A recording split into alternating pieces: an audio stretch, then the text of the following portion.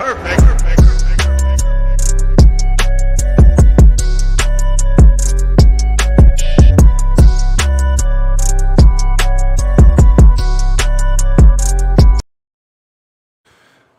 what's up, you heathens and demons, you sinners and saints, you beautiful, blasphemous bastards.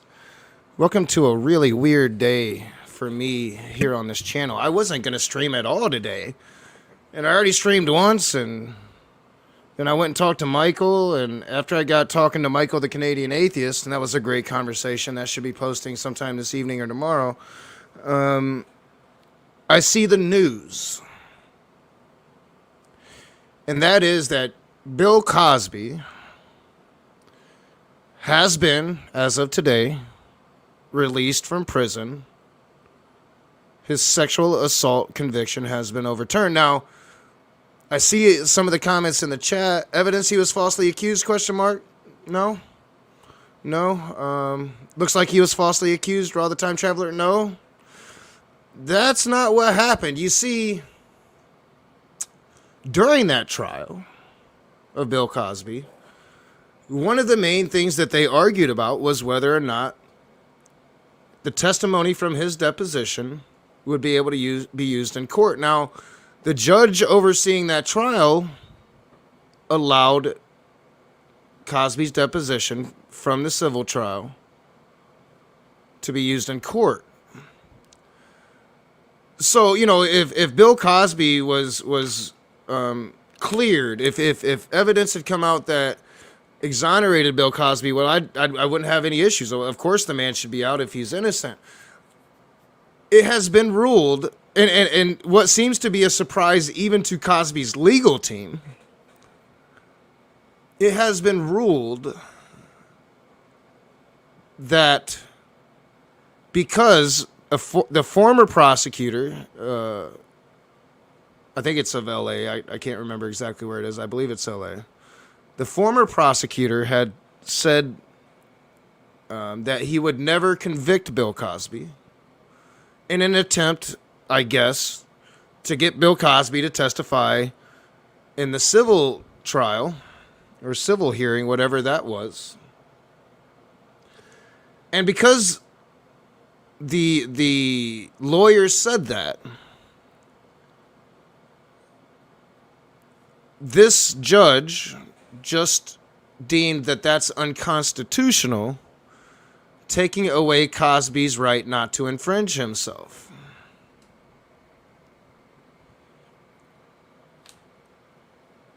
And I have a lot of issues with this, but I do want to open it up. I'm going to see if it's going to actually, I'm not sure if anybody will come in. If anybody wants to come in and talk about this, I'm not sure if it'll let me put the chat in like that. Let me reload it, and I'll be able to see. Or put in the link in like that. Yeah, so let me put in the link. If anybody would like to come in, feel free to come in. If not, I'll make this short and sweet. But I have a lot of opinions about this. For one, in that deposition, Bill Cosby admitted guilt even though he didn't realize he had admitted guilt. And it was a damning deposition for him. And probably the reason why he was convicted of the sexual assault. But this isn't indeed a crime that he did. A crime that he committed. And he was only convicted of one of the crimes. He was only convicted for one of the women he abused. Now, over the years, 25 different women have came out with very similar stories about the abuse, about using drugs and alcohol to have sex that couldn't be consented to.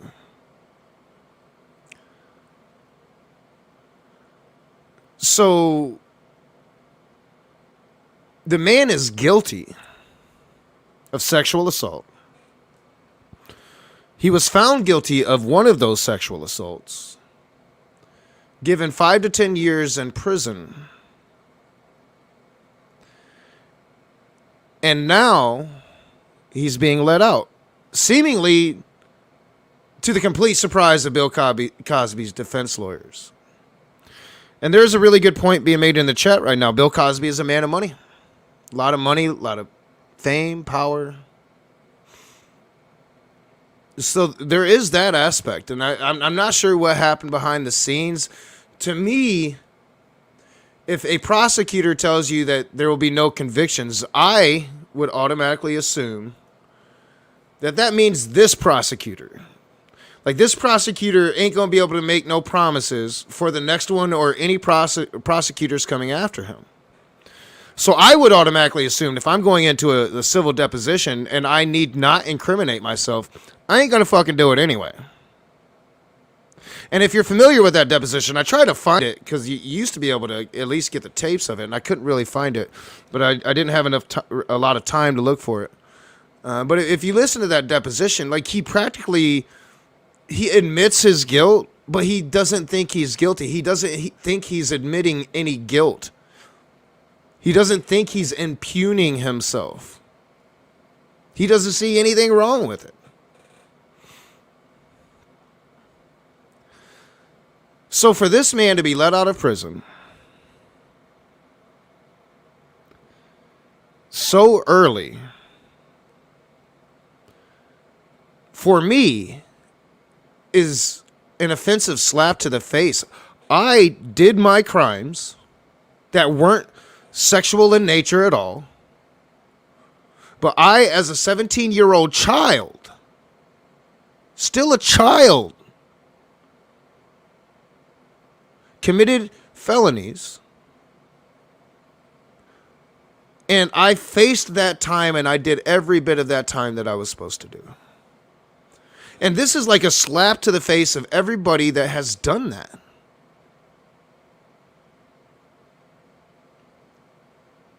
Like, this man doesn't have to do the time society deemed necessary for his crimes.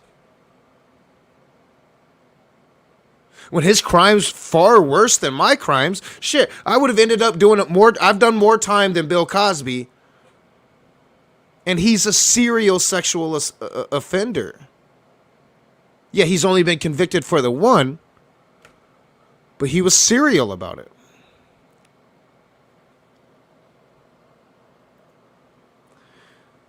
Another thing, like, this would be a slap in the face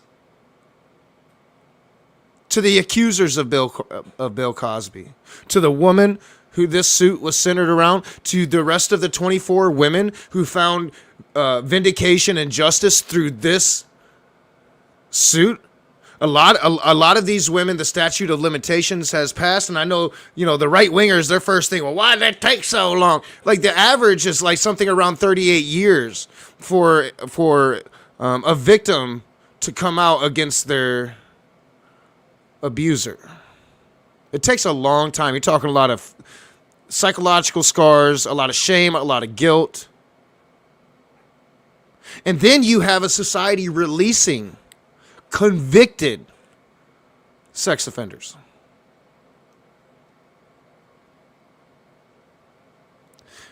There's a black man, I can't remember his name, but he's doing a life sentence right now for stealing like $9 worth of bread. And he's doing a life sentence. I can't remember his name. I read about him the other day. That's all he did. Stole $9 worth of bread. And Bill Cosby gets out after using his fame, his fortune, his power to stalk women.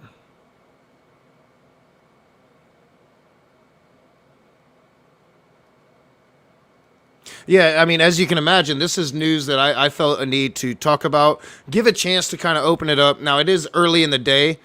Probably should have waited till later, but later I'm going to be doing shit. I'm supposed to actually be working today. But my legs are hurting pretty bad, so I decided not to. But outside of all of that, a slap to the face to people like me who, went to jail, did our time, came out, rehabilitated ourselves, became active members of society again. Slap to the face to us. Slap to the face to all the victims that have come out accusing Bill Cosby of pretty much the same thing. Slap to the face to them. But also a slap to the face of every would-be victim who now has just another reason to think that society isn't going to take them seriously. Another reason to think society is going to take their abuse seriously. To me, that's the most unacceptable thing of all of this. Damn the legal arguments. Damn if it was unconstitutional, honestly. The man admitted his guilt. Oh, we got somebody came in. What's up, Holy Spackle? Hey, So, what do you think about this? I'd love to hear your opinion on it. is absolutely upsetting, right? So like it doesn't feel like it's moral, doesn't feel like it's just, right? When you look at it. I watched Nate's video explaining of how it can be that way, and I think they did an accident, like really short video explaining how it happened. Hmm. But is it moral or just? I don't think so. Yeah, yeah, and that's my thing. Is like I don't even really care if this is a legality that's I don't know acceptable. It's just it seems morally unjust to me, and you know as I was just saying, like all the victims now are just going to have another reason not to come out, not to share their stories, not to seek prosecution of these abusers if they have a society telling them that they really don't care about it. Well, I think victims of either molestation or rape are very hesitant to speak up because, I mean, and especially if you are not white too. That's another factor. That there won't be justice. In fact, it'll be more pain for you. It'll be more agony trying to prove, that this happened. This actually is true, and also, that like there's this fear of retaliation. And then if the person is like Bill Cosby, in his case, he was America's dad. Yeah. People loved Bill Cosby. I was heartbroken to hear this because honestly, the Cosbys were a big part of me growing up in the 80s. Like I was an 80s kid. I'm in my like early 40s here, and it was a big deal to me to hear this. I was really brokenhearted. I was like, I can't watch Bill Cosby now because of this. Like it just ruined it. And that's too bad because there's so many great actors and actresses, and then you kind of like through that. But also like you look at it and go, for victims, it does feel like the voice is taken away. I know that somebody in the comments, I did say something to Nate. I said I have so many problems with how many deals are struck up by DAs. And then Yeah. somebody commented underneath me, because we all know that it can be racket the other way, right? They can say, oh, we have all these bogus charges oftentimes against you, and just plead guilty because reasons, and we'll give you a leniency. They play all these games with you, right? Well, one of the things is you go onto the civil case, and you have immunity with the criminal charges, and have questions about whether that's just. And then somebody said, well, then they wouldn't have had a civil suit either. And I'm like, like is a civil suit really truly justice? I don't know, because you have basically he's a predator that's free. Yeah. Well, I would say it could be some form of justice for the victim in the case. I mean, from what I understand, it's a multi-million-dollar settlement that was reached. So she's financially taken care of, but that doesn't take away from her emotional grief. And also the 24 other accusers that came out that the statute of limitations had passed, the only justice they were going to get was from this verdict. Not from the civil case for the other woman, but this verdict here criminally. That's the only justice that they were going to get. Yeah, yeah. So yeah, it just blows my mind, and I'll have to go and check out that video by Nate because he definitely knows his law stuff. Yeah, And he put it out yeah, today. It's really short, and because I was really upset when I found that out, I was like, really? And I was like, what is going on? And he kind of explained it. Like Cosby cut a deal with the DA, and then the new DA tried to throw it out. And he kind of shows how that worked out and how that happened, and how something like this can be overturned. And well, the law is the law, and you have to follow it. Like you can't just renege on a deal, you know.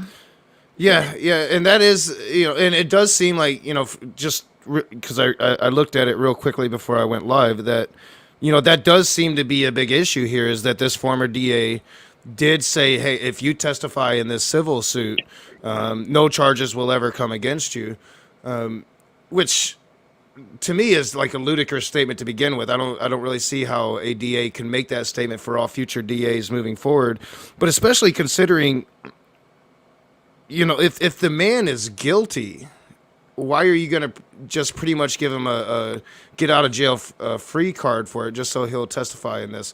And yeah, I'd love to see the legalities behind it. And often, a lot of people do end up walking on charges because the police didn't do the right things, or the judge or the lawyer didn't do the right things. So this wouldn't be the first time this has happened. But I do think, like, it is so unfortunate considering how high profile of a case this was. And it was like the first conviction post Me Too, probably the first real conviction associated with Me Too. Now it just seems like a slap into the face of women everywhere, and of victims everywhere. But yeah, I would like to get into the legalities of it, because, under the law, you've got to follow the law. Right, because morally, it for those that it feels like one of your audience members said, punch in the gut. Absolutely, Yeah. absolutely, a big punch in the gut. Yeah, And speaking of then, what yeah, what you was saying, like, I grew up with the Cosbys too. Like, at first, when this stuff was coming out about them, I wouldn't believe it. And usually I always side with victims, but it was just that was like that was like every night in our family living room growing up. And this wholesome image. I remember Eddie Murphy talking about Bill Cosby, calling him and getting mad because Eddie Murphy curses and stuff, right? right, So like right. I wouldn't believe it, but then, like, once I actually heard the deposition, it was like, no, I mean, this put this man away. So yeah, it when I saw this today, it was like a punch in the gut. It was like, what is happening in our country? It's a loss for everyone. It's not only the women that were raped and the horrible message that you sent to them, but it's also this has done a great disservice to, the black civil rights movement. You know, Mm-hmm. it's ruined it for everybody. Yeah, It sucks. yeah, Just because you have it money, that does. means that you can do what you want. I mean, he's like an older version of Matt Gaetz, doing things blatantly and getting away with it. I mean, what kind of message are you sending? Yeah, and then, and I don't know the rules here. If double jeopardy's involved, now he's been released on this. Can they try him again? And if they try him again, they probably wouldn't be able to use the deposition. One thing I did check in before I did go live is, like, this was an issue during the trial, and the judge overseeing it apparently didn't see too many. Like, he eventually sided with the prosecution and allowed the deposition to be used, but this was an issue that had come up in that trial, and it's an issue that Bill Cosby lost then, but he's won now for sure. And I don't even think he was, like, I don't think they thought that he was going to be let out today, from the reporting I'm seeing, that this was like surprise to them as well. It's a bad day for justice, and I think the major problem with America, your judges and your district attorneys, they're not law enforcement officials, they politicians. You see what I'm saying? Right. Yeah. And that's messed up, man. There really is. Yeah, to the highest bidder, justice to the highest bidder. Well, the other thing is, I mean, our legal system has so many problems. One thing is, like, let's say if you're a working class citizen, because, like, we all know the rules apply differently for those that have money. If you're the working poor, or just plain poor, the justice system's interesting in how when they pull you over and they say maybe you have drugs on you. Let's just say there's drugs. Let's say it's marijuana and you're in a state where it's not legal and you don't have a green card or anything, and they bust you for drugs. Not only do they bust you for drugs, but they will find 5 other things to bust you for. And then you're forced, you are like Hmm. hammered and pressured to make a deal and plead guilty. Oh yeah, Yeah, and most people don't understand their rights. Um, yeah, this justice system that we have is definitely Messed for the up. rich man. It's Uh, messed up. It's yeah. So It's messed up, you I know. always look at DA deals kind of sideways because I know that I've seen how they go for the poor. Well, yeah, I mean, what the perfect example is that Brock dude, the dude that raped the girl behind the dumpster, and he got like 3 months, and the judge let him out anyway. Like, that's not going to happen to somebody that doesn't have the best lawyers or have resources to fight that fight. And I don't know, it just seems like, yeah, if you're rich and powerful in this country, you can pretty much get away with anything. But if you're poor, then you better not smoke a joint because your whole life is ruined. It's So just like Raw the time. I'm sorry. I was just gonna say Raw the time traveler has this viewpoint that he's falsely accused. No, actually, no, he's not falsely accused. That's the funny thing about this whole thing is it's a technicality that he's out. He's not Yeah, falsely accused. He's not innocent. It's morally wrong.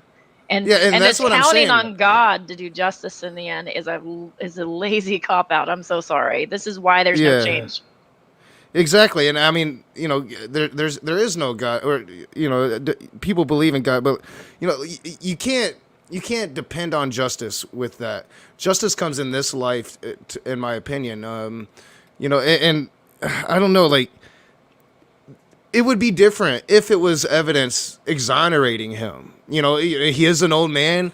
Even at the time of that deposition, definitely could have not been in his right mind when he said the things that he said. And evidence has come out, and Bill Cosby's exonerated. That would be one thing. But no, this is a technicality. This is one DA a while ago saying we're not going to bring charges for something we should bring charges for. It's like, it's crazy.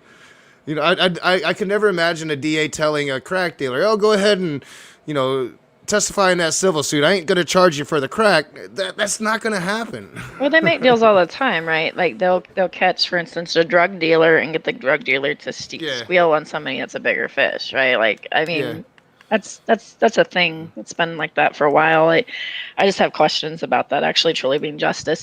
One thing that Nate made a distinction, and it's a distinction that I've been making several times, is that for me, my morality, whether what's good or not, is not based on our laws. Our laws can be terrible laws. In fact, if you think about it, like with Nazi Germany, Godwin's law, Nazi Germany, it was legal to do all the horrible, heinous stuff that they did. That was legal stuff in that country. So your morality should not just be based on the law of the I land. The agree. law of the land, unfortunately, is not necessarily morality. So if it yeah, offends you, what happened, and it but the offends your problem moral is status, it makes sense. Yeah, the problem is, that morality is it's a social construct. It's an artificial concept. I mean, morality means different things to different people. And like you rightly pointed out, during Hitler's time, what they were doing was legal, and that's messed up. It should Yep. be about law. yeah. Well, Morality is subjective. yeah. Well, What I'm saying I is, do. it offends our morals. What's so Yeah. offensive is that we're not. I think most of us are not offended at. I'm offended the law was not upheld the way I wanted it to. I think most people are offended because rape and non-consensual sex, using drugs to induce somebody to not be able to really consent or not, things like that, that offends people.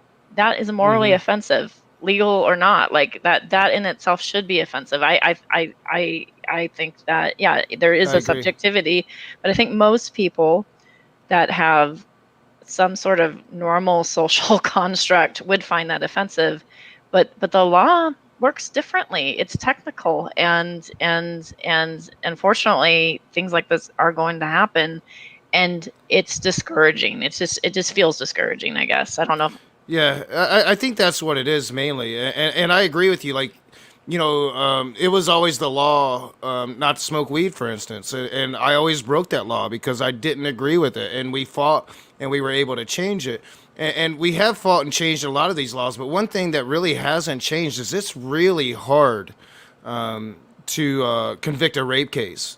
It's really hard to convict a sexual assault case, and I don't know. It just seems like when you get these victories, they do seem to be so few and far between that when you get them and then it's just taken away on a technicality, I don't. It just seems unjust. Like I get the fact or the concept that Bill Cosby never was able to utilize his constitutional right to not self-incriminate himself, but he did. Like he self-incriminated himself. He is guilty of this, and now I don't know how much money he's got left, but I have to imagine he's not going to go and be living in the ghetto. He's going to live rather comfortably until he dies, and it does seem like a complete lack of justice now. And It's not how is only it the going to set us back, right? Like, how is it going to set back accusers coming forward? How is it going to set back, just so many things in this country that we're just starting to come to terms with? it's the blatant impunity of it all. You see what I'm saying? Doing Yeah. what they're doing and getting away with. I mean, how would you feel if someone had done that to your daughter? I don't know Oh about man. you, Rage, but he would be a dead man. Oh I yeah, will yeah. hunt I'd be him the one in down. I prison. will hunt him down. Without a doubt, I've always said that. It's like one of my No, biggest man. fears because this world is so crazy. Like I'm terrified to send her to school because Yeah, but of the mass message that you shootings. send into the young boys, this is acceptable. You can get away with it. If daddy's got money and you can get a good lawyer, you can get away with it. What kind of message are you sending? Yeah, I think it's just the bad vibe, and I really would like to check out that Nate video and see the legalities because I did read an article. I read why he was released, but it just seems to me like I don't know, like they could have really looked at that because and maybe this decision is something that's going to be talked about and debated and it might create a new standard. It might end up being a good thing in the long run because I don't like I said I most people understand that you don't go into something incriminating themselves, and if you watch that deposition, I don't think he thinks he's incriminating himself. Like he didn't think anything was wrong with it. He didn't see what he was doing wrong, so he did not think he was incriminating himself. So I think it's the whole thing is dumb as fuck. It It's reeks of in- infuriating. Like I'm so it angry about it, reeks and I shouldn't be. it reeks of incompetence. That's what it boils down to. It's incompetence. Because how? I mean, how? I just don't get it, man. Seriously, I don't get it. Like this has completely blindsided me. It's like I'm shell shocked right now. It's like instant bad day, and like I only imagine what his victims are feeling right now. Like this has got to be just I don't know, just a terrible day, a terrible day. Well, sadly, I think that anybody that does step forward knows that this is a possibility. It is, especially with somebody in power. I Exactly. mean, and I'm gonna just say something straight up. I'm fairly left. I'm a liberal, but I'm like like left to center, right? Yeah, yeah, Um, I yeah. look I've at always gotten that vibe Hollywood. from you. I look at Hollywood as fucking hypocritical. So Hollywood for years and years and years have had producers who are predatorial, Hmm. and actors. And for years, from the 60s all the way to the 2000s, they've had people like that. While they're preaching one thing, they've had a completely other thing going on that's been fair game. And I agree. you might not point to Cosby, but I'm sure there are many others that have used their power, Harvey, for many Harvey things. Weinstein. Weinstein's the obvious Yeah, one. yeah. I mean, even rewind back to the days when Jack Nicholson threw a party Yep. and Hmm. the director of Rosemary's Baby, statutory rape Right. accusation. And people are still now using, who was it? The guy that won the piano Oscar some years ago, or the pianist Oscar, right? The Jewish Yeah. guy that they go into hiding, stuff like that. In his speech, he was like, you got to free him. You got to free him because, like it's unfair that he's in exile because he's a brilliant man. And I'm like, except I'm sad that Sharon Tate was murdered, his ex-wife, by Manson. That's really sad. But he did commit statutory rape, and then Yeah. he fled the country. And Hollywood's like, this is fine. And meanwhile, you have Corey Feldman going, this is an ongoing thing with several child stars, and you have child Yep. stars that have killed themselves over it. And they're like, no, this is fine.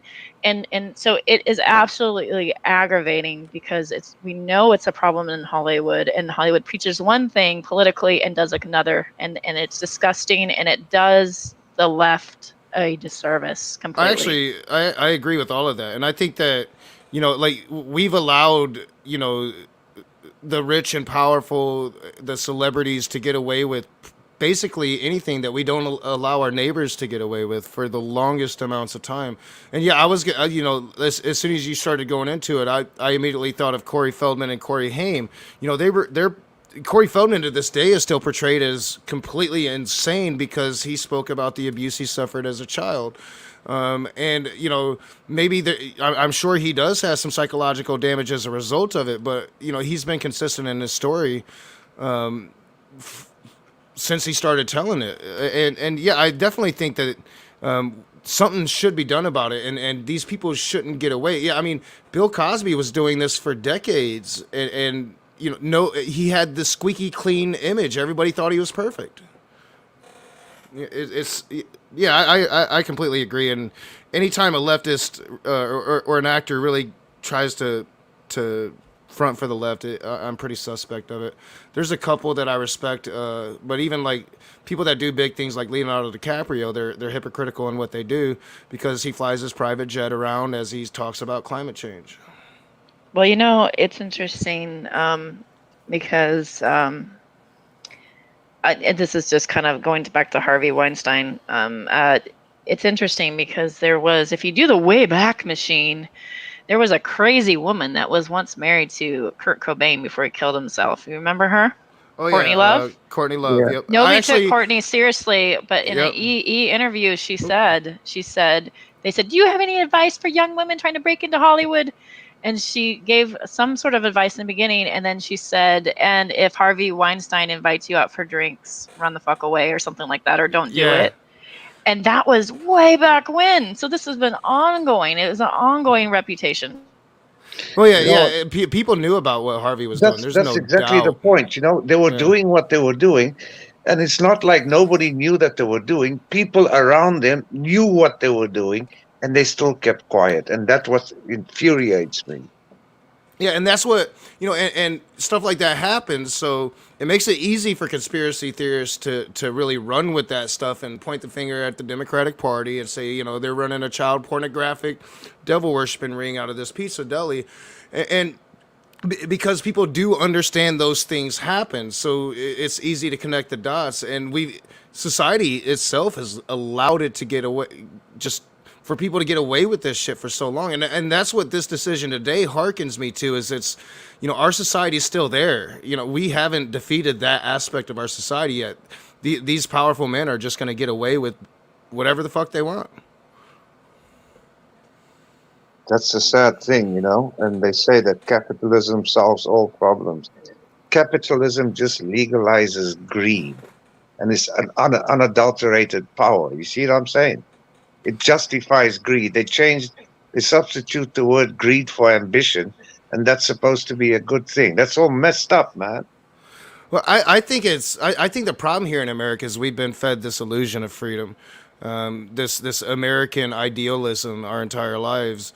It makes it really hard to see this country for what it is, and it's infuriating sometimes to try to speak with people about what the country really is, especially in the era of nationalism we live in now. But yeah, I think that's fundamentally an underlying issue is that I don't think America ever really changed anything. We still have the master class and the serf class, and a It's few sad. people have everything. A good chunk are somewhere in the middle, so they think they have everything, and then pretty much the rest are left out to dry.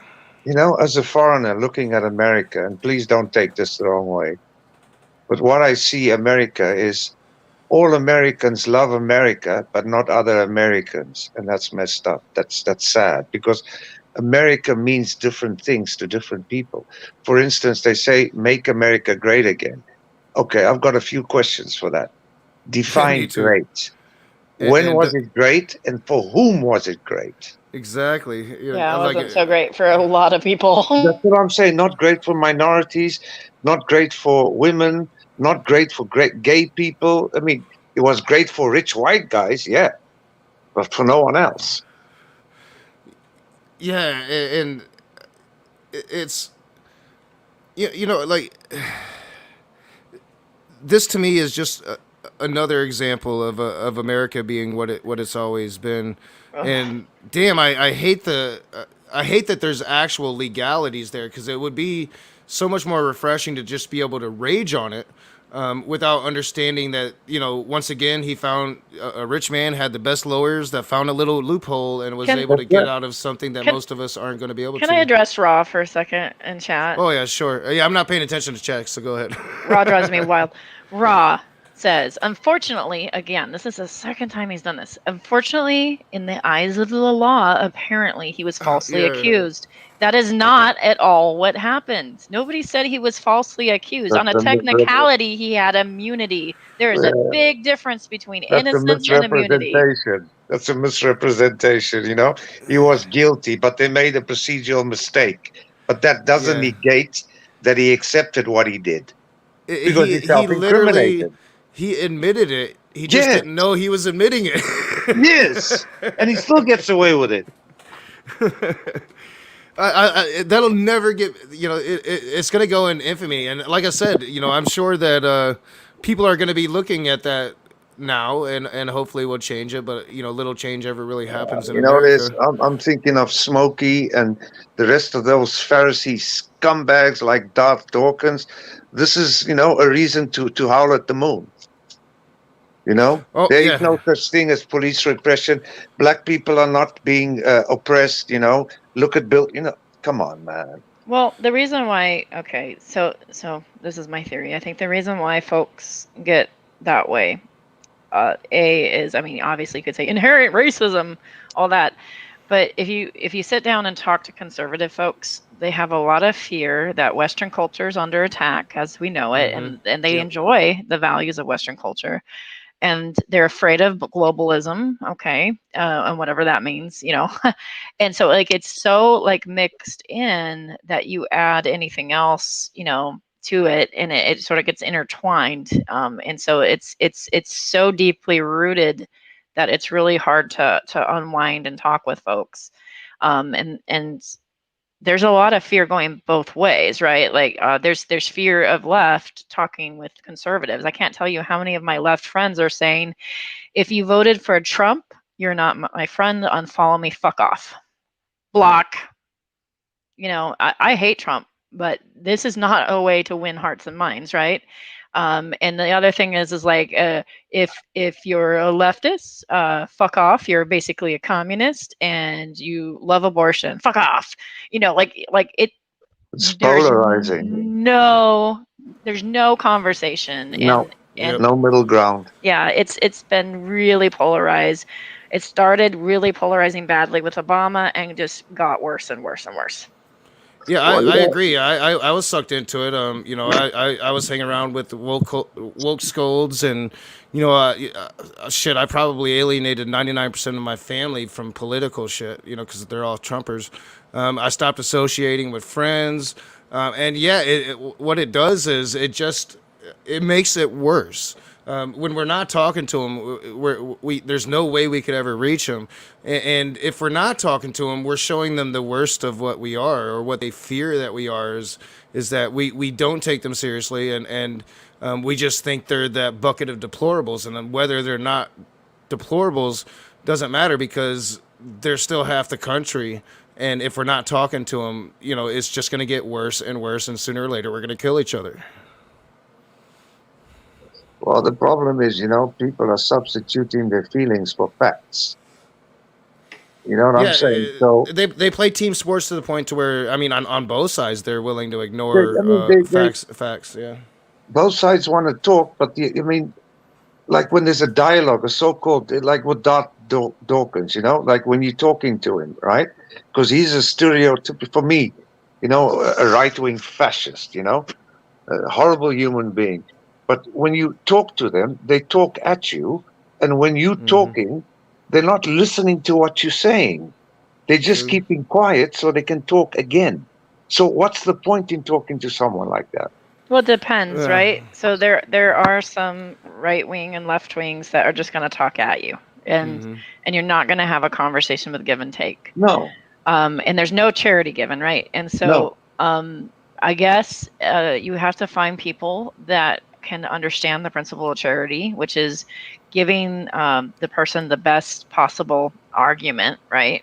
That's it. for their thing, and then answering that instead of straw manning, running around chanting slogans, and then shutting down conversation. Exactly, exactly. They chant words like communism, socialism, and when I ask them to define communism or socialism, the standard answer that I always get back is Venezuela and Cuba.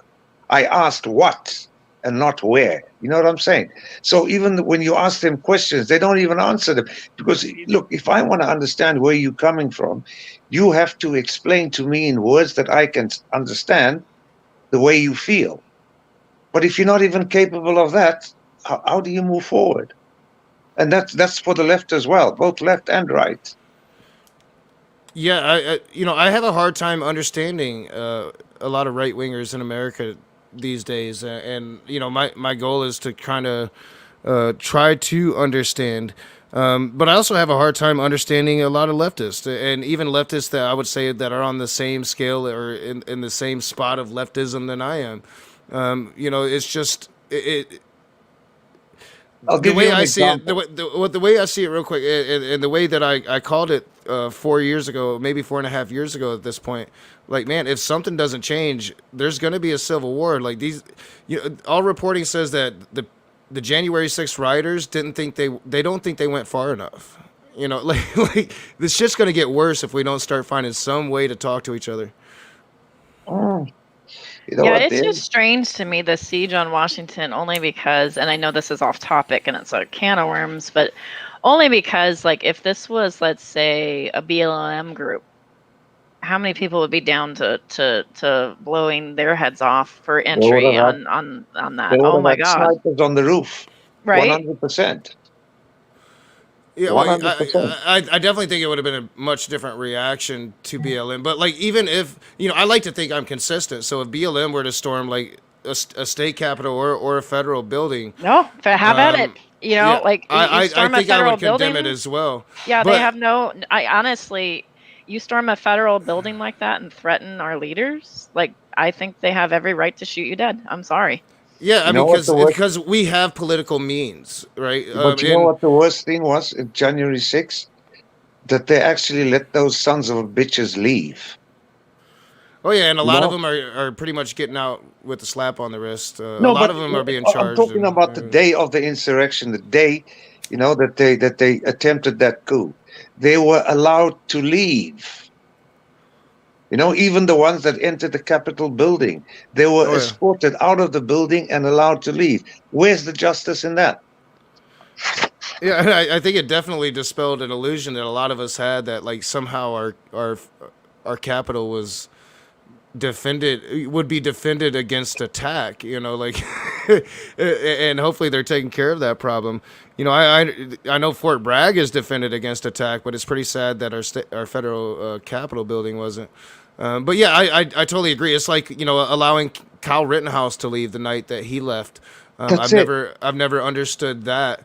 It does seem. Yeah, I definitely think that if it was a Black Lives Matter protest, they wouldn't have been allowed to leave. That's I, it. I have a response to Raw again. So Raw says people like him are considered sojourners. They're just passing through. They're already dead to this world, and they're looking to live into the next world. And you know what I have to say to you? Sometimes the Bible in the hands of one man is worse than a whiskey bottle in the hands of another. See, And there's just some kind of men who are so busy about worrying about the next life that they haven't learned to live this one. And if you can look down the street, you can just see the results. And that's from To Kill a Mockingbird. And you're welcome. I just True. met Raw recently, and we had an interesting conversation. But he did tell me he's from old school, and I know you're from the old school too. So I'm imagining y'all know each other quite well. I don't know him really well, actually. He is old school, but oddly, he's more old school than I am. So I showed up around 2014, and I was an observer in 2014, and I started interacting in 2015. And by the 2015 era, Raw was sort of around, but we just didn't interact as much. He wasn't around as much, so. Yeah, when I saw him and I heard his voice, I was like, yeah, I remember seeing him somewhere. We had an interesting conversation, but yeah, some of the shit in the side chat as I'm reading, I'm like, whoa. Well, the I other thing can't is, even if That's see you're the dead odd. to side this chat. world, then I guess stop voting. I don't know. Yeah, I don't understand. Uh, what does that even really mean? Dead to this world. You're alive. You're living in it. But maybe just like I don't know, you're an old school person and people like you aren't around. I don't get it. Well, it's the idea that this world has nothing for you, and yet it has everything, right? Like it's the whole. That doesn't really make sense, I guess, if I don't break it down. It's the idea that you're not necessarily storing up wealth and riches, even though we see people that do, and you're supposed to be storing up spiritual things, right? Things that are supposed to last eternity. But what people misconstrue is, unfortunately, and this is my criticism against evangelical Christianity in America, and it's not necessarily the case with Europeans that are Christian, is that they're trading in for today and pretending like it doesn't matter, and that only thing that matters is eternity, and that's where I think there's the problem. Yeah, yeah. It's yeah, That and I've too, heard, but yeah, they never that take notion. they never take responsibility. I mean, until American Christians, I had never seen Christians behave like that. Being misogynistic, telling lies, bearing false witness, and then when you Yeah, confront them, they say, "But oh, Jesus did that." So you are actually comparing yourself to Jesus? What's up with that? it definitely Well, it we're gives them supposed a to. bad look. Like the second covenant was supposed to change everything, and then you have Christians that act like it didn't, and that they're superior. It is a bad look, I think, and probably why people like me react sometimes. Also, don't mistake me as an atheist just because I have a problem with that. I am a Christian theist. I Oh just want to yeah, be clear. I Um, knew I knew that. I'm not sure if James did. no, I don't know if No, your but audience look, does. I'm just going to be clear and Yeah. let you know. look, it's not really the problem in what you believe, but more how you believe. For instance, take a Dart Dawkins and compare him to brother Richard Matson. Richard Matson is a good dude, and his Hmm. way of believing, I respect that. I might not share it, but I Mhm. respect it, and I see him as a good human being. So, Christian, it's how the Christians are not monolithic. There's different Oh kinds. yeah. Mhm. Justin Coe is a Seventh Day Adventist, and I usually despise Seventh Day Adventist. A lot of doctrines I don't agree with, and they, personally here in Michigan, they've taken over a city and a couple towns. It's kind of crazy.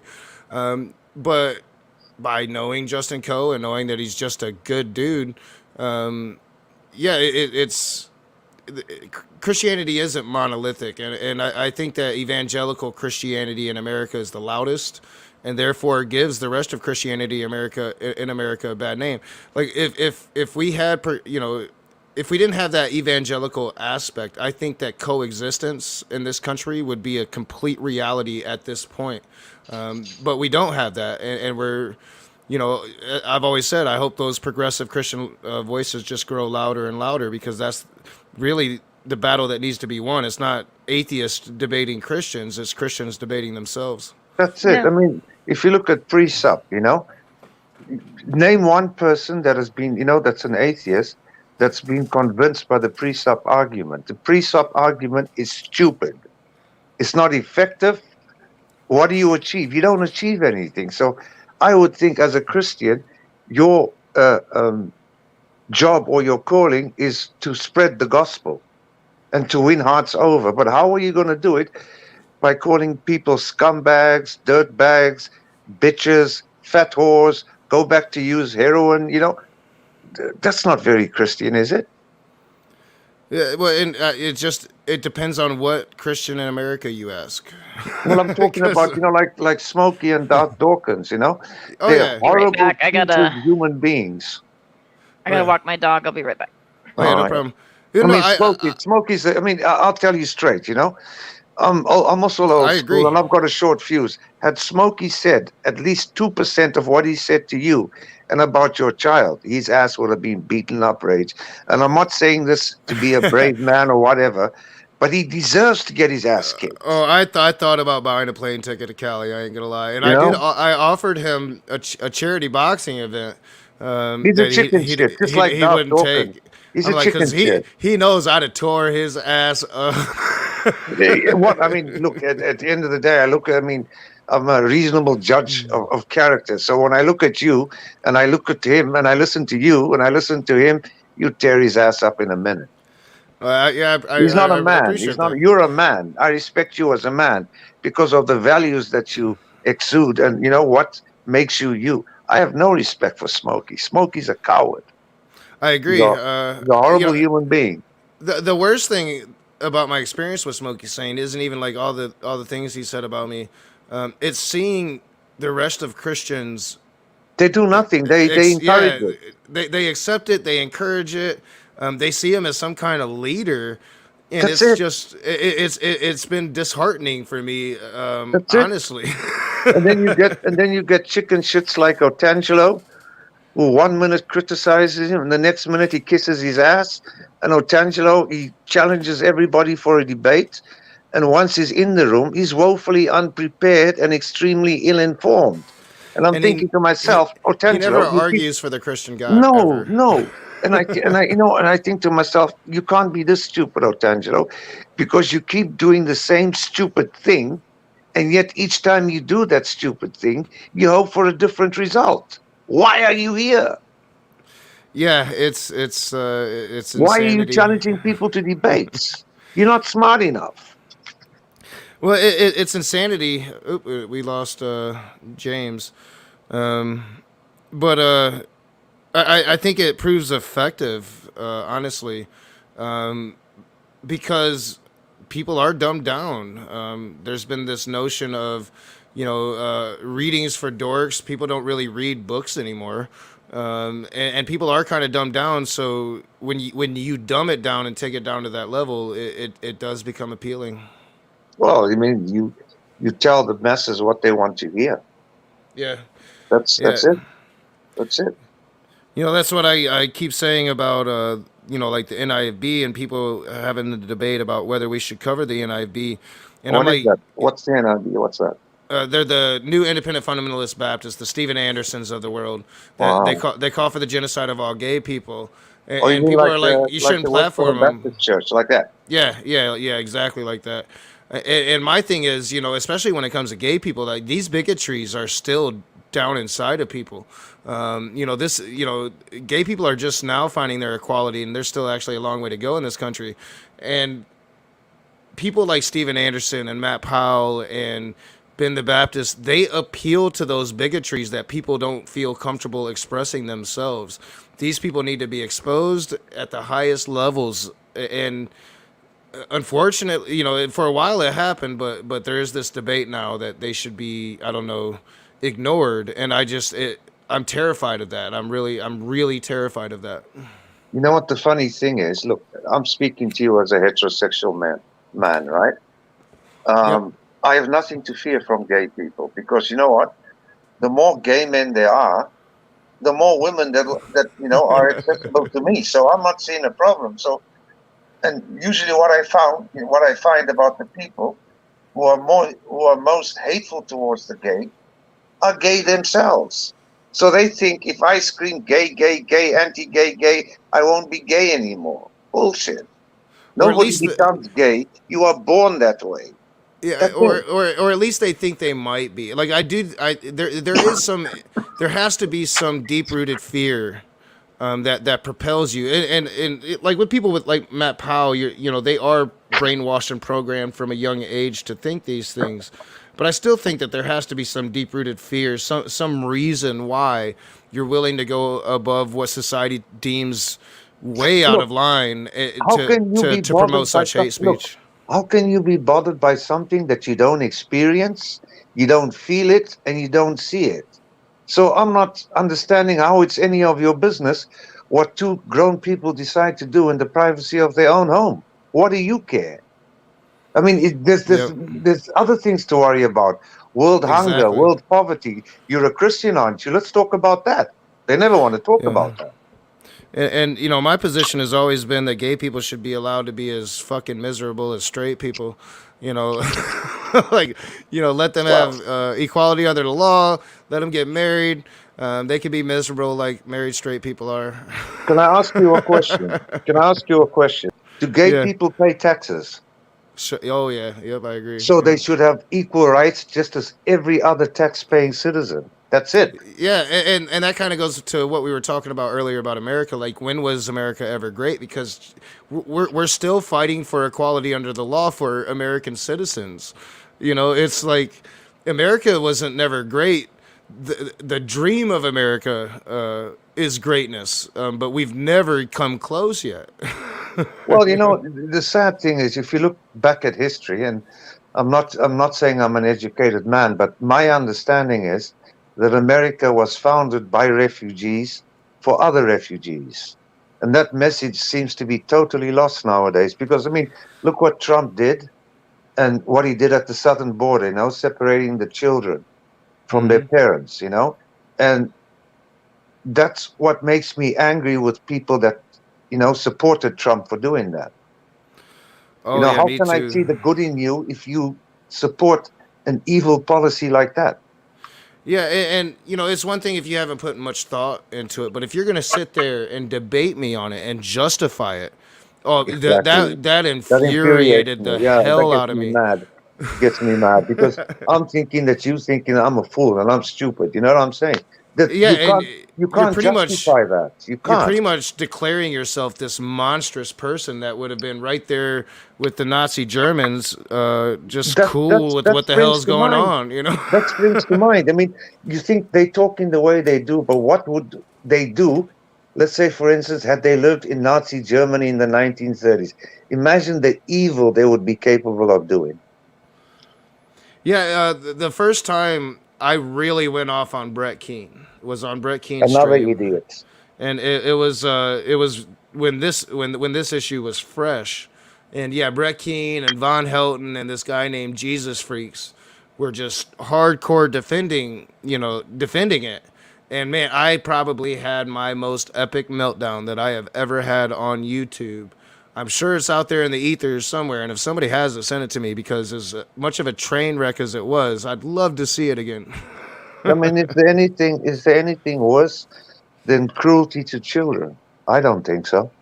Because I seen one film where a child was reunited with its mother at the airport, and the child would not go to its mother because it didn't recognize its mother. And the way that woman cried broke my heart. It was one of the worst things I've ever seen. And man, oh man, I listen to right wing radio and they are demonizing Joe Biden. This is like their nonstop rhetoric now is Joe Biden is busing illegal immigrants to cities all over the country. One guy on I think it was Hannity yesterday was talking about. Or no, it was on Rank. He's a local guy, talking about how they're going to be busing them to Kalamazoo and blah. And it's, you know, letting in the rapist and the murderers. I mean, it's just crazy. Well, you know what? You The know what it is. demonizations that's going on right now. You know what it is. It's the browning of America. They seeing America slowly turn brown. But the funny thing is, they yearn for an America that never was. You know what I'm saying? They got that childish, image of what America should be and what it should represent. It's, for instance, like the Second Amendment. The God-given right to bear arms. So it's like reading a book and then reading the first few paragraphs of a book and then claiming that you've read the book and you understand how the book ends. You know what I'm saying? The Second Amendment is not for private gun ownership. It's for the National Guard. Yeah, I disagree yeah, with that. No, That's please, why I'm a please. bad lefty. No, no, yeah. no, please, See, and please, I feel free. totally Feel agree. free. But Feel free. it is an ongoing debate, and I tend to agree. If you look at the Second Amendment, it doesn't give Yeah, an individual right. It gives it to a militia. exactly. Me and John Peterson has been over A this. militia is John not the National Peterson. Guard. John Peterson would be Well, probably if more you along your look, if you position. look at the Second Amendment, right? In times of calamity, it gives the individual governors of states to form a militia. That militia will be commanded by a staff officer and it will fall under the Military Justice Code, ergo, earning the name militia. Yeah, Right. we But we called our again, army the it would militia. not. So it would not be though the National Guard. So the National Guard would be federal, and you're looking at states, and now we're getting into this whole like we're weird. We're complicating the United States, states In my versus state. opinion, it would be the police force. But I'm totally for at least. Rage, you know that the police just respond to things. They don't stop anything. You know that, right? Oh yeah, The yeah. I mean, police, the it's hard police, to put they it on. say, I think. I think if we were actually going to take the Second Amendment seriously, we would take it seriously, and states would have what we would call militias, and that wouldn't be what's represented here in Michigan with a bunch of crazy fat people out in the woods. that's what I'm saying. You Hallelujah. know, Yeah, we've got but some weird militia people in California, believe it or not. well, yeah, I've heard Californians can be quite weird as well. But we're never going to get that in this country. So, like, people like me, like, I have to bite the bullet on this argument and say, at least let's make it harder to get them. No, I say we need to figure out what qualifies somebody for gun ownership. So I Yeah. believe like a license, you're qualified as a licensed driver, right? We need to figure out what True. qualifies No, somebody for gun that I ownership. agree with. But then look, I understand. Look, I live in Holland, so thank God we don't have the crime that you guys have. You know, the violent crime. And I look at America, and I understand that there's a lot of crime, a lot of violence. And in theory, I'm not against people owning guns. If you want to keep a pistol at home to protect your family, right? I have no problem with that. You know, seeing with the crime. But then people want to start getting sniper rifles, AR-15s. I mean, I understand that you want that, but what do you need it for?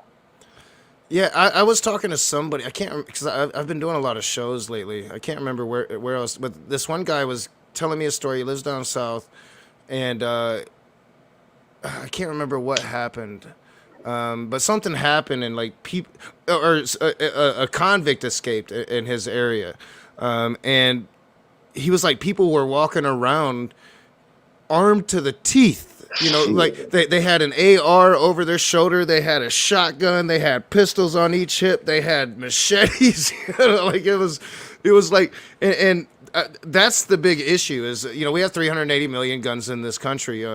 No wonder suicide rates are up. No wonder mass shooting rates are just crazy, outrageous. School We shooting. don't really have anything to determine if the mentally ill that shouldn't be getting guns are getting them. I think we are trying to make strides there, but we have so much resistance to any kind of gun conversation that nothing can literally get done. And Well, that it's pretty much the NRA just pumping money that's it. They're paying into bribes, the and the system. Democrats and the Republicans are accepting the bribe. You see what I'm saying? Yeah, I mean, down in North Carolina, people they could have 50 to 100 guns in their home. That's kind of normal. Well, that's the weird thing is, right? There's no limitation of how many guns you can own, and people want unlimited versions of guns, and this is ridiculous. How would you feel if somebody? Oh gosh, I always ask like people like, okay, so Joe Biden said, if you're gonna fight oppression, then you need an F-15. Maybe we need less of that, Biden. Good argument against it.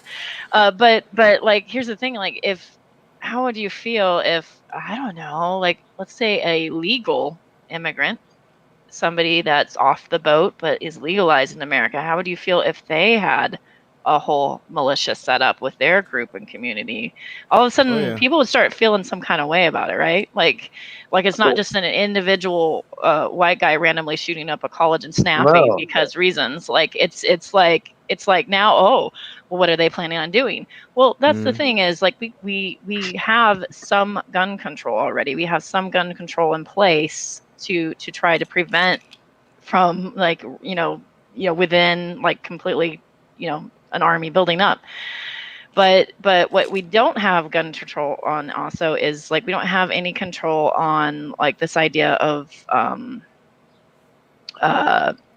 like how many guns you should be able to own, what kind of guns. Some areas don't even have very many limitations on what kind of guns, and that kind of stuff really bothers me. And then there's questions of mental illness. Now, I get really frustrated with this because I think mental illness is incredibly common, and Oh yeah, so do I. I think there is a risk of harming our vets that have done service, and we're doing a disservice to them if we say if you've had depression or anxiety or PTSD, you can't own a gun, Oh, I, because I agree. Like, there's no you would proof that they're have going to to. shoot up a school necessarily, right? And I think that there's science that shows, like, for vets coming home, going to the shooting range, firing the weapons they're used to firing, does a lot to kind of dampen the suicide rates involved with PTSD.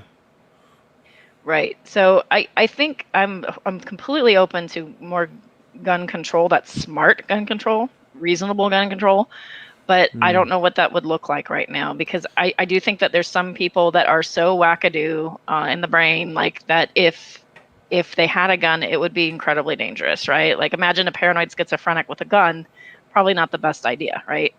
Yep. Um, that being said, like you have depression, therefore no gun. It's like, oh, I don't know, like, and the argument to that is, well, you can prevent suicides and, besides mass shootings and stuff like that. But honestly, if somebody really wants to do that, they'll Look, find a different means. So I think that's a weird argument. what it boils down to, I think owning a gun should be a privilege and not a right. You know what I'm But saying? It should be a and privilege. You yeah, have to be stable, no criminal record. I think that's the very least they could ask. I think we need to go Canadian with our gun laws, perhaps. Be more restrictive, be more reasonable, because Canada seems a little more reasonable with guns.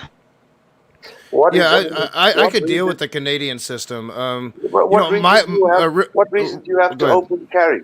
Why would you need to take your gun when you go to Kroger or to Walmart? Why do that? It makes me nervous as I'm not gonna lie. Like Yeah. first time I ever saw somebody carrying, and it wasn't a cop, like because you're used to police carrying firearms, but like I saw just this average Michigan redneck looking dude, and he was strapped, and we're in the middle of Walmart, That and would it was freak like me out. it made me nervous as hell. That would freak me Right. out. I would leave straight away. So yeah, there is a big debate about conceal and carry versus open carry, and which one's better. Open carry, at least you know the guy has a gun. Conceal carry, you don't know who has the gun. And well, Yeah, frankly, I a don't bad like guy can always either. hide a gun either way, right? Yeah, Like, I don't like either. I No, I just don't either. I think keeping a weapon in your vehicle is fine. If Keep we're it at gonna have, home. yeah, I would prefer you keep it at home. But I mean, if but I don't know. I just something about people walking. It seems like society we kind of moved on from that at some point in our history because and I don't know. It seems like a regression that we're now just allowing people to strap and a lot of times it seems black men strapping could cause some issues for them if they're walking around If with the a blacks gun. had to form a militia, if the blacks had to form a militia, and I'm speaking as a black man, looking at America, I bet you, if the black men and the black people in America had to people flip form a their shit. militia and make massive use of the Second Amendment, the laws would be changed in 2 weeks. I Yeah, guarantee you that. yeah. California has a lot of legal Mexican or Hispanic folks, right? Legal and not the illegal, because they always like to point that out, but legal folks. And if a group of them formed a militia, I have a feeling some people would feel some kind of way about it. Like Yeah. it's just aggravating. And I don't know. It's one of those things. Sandy's pointing out some things that I think are definitely fair to address. One is if you take somebody's rights away, great for the gun thing, and is that not going to impede them for getting help? And that's why I mentioned the vet thing, because I was thinking about it. Vets are fearful of losing their right to bear arms. I noticed, at least the ones I know. Yeah, and honestly, it's a really hard, nuanced question. It's why it always gets punted. It's why not much really gets done, especially when you have two polarized political parties that can't agree on anything to try to get them to come to some kind of real agreement on what we should do about guns in this country is like an impossibility. Well, And you I don't know, even know like the honest question answer to it, because like I said, my ideal world is we would just go straight fascist on this one issue and this one issue alone and take everybody's gun, but that's never going to happen, you know. So I've got to I live in the don't see real why. world, and Look, I've got to be able to compromise and come to like no, but we've dude, got to look, be able look, to compromise and come to some kind of terms, you know. look, dude. I mean, if you look at America now and you look at the gun crime, it's appalling. So, what do you expect? Should the status quo be maintained, or should we work for a better future for the kids of tomorrow? You know, I understand that, but I also think the United States is a little unusual, like in the sense that, you think? You think? well, no, not just with guns. You mentioned that you With lived every, in Holland. Holland is 10 times less the physical size as California. California is a beastly state, right? And that's just right, one of our states. So you're 10 times smaller than us.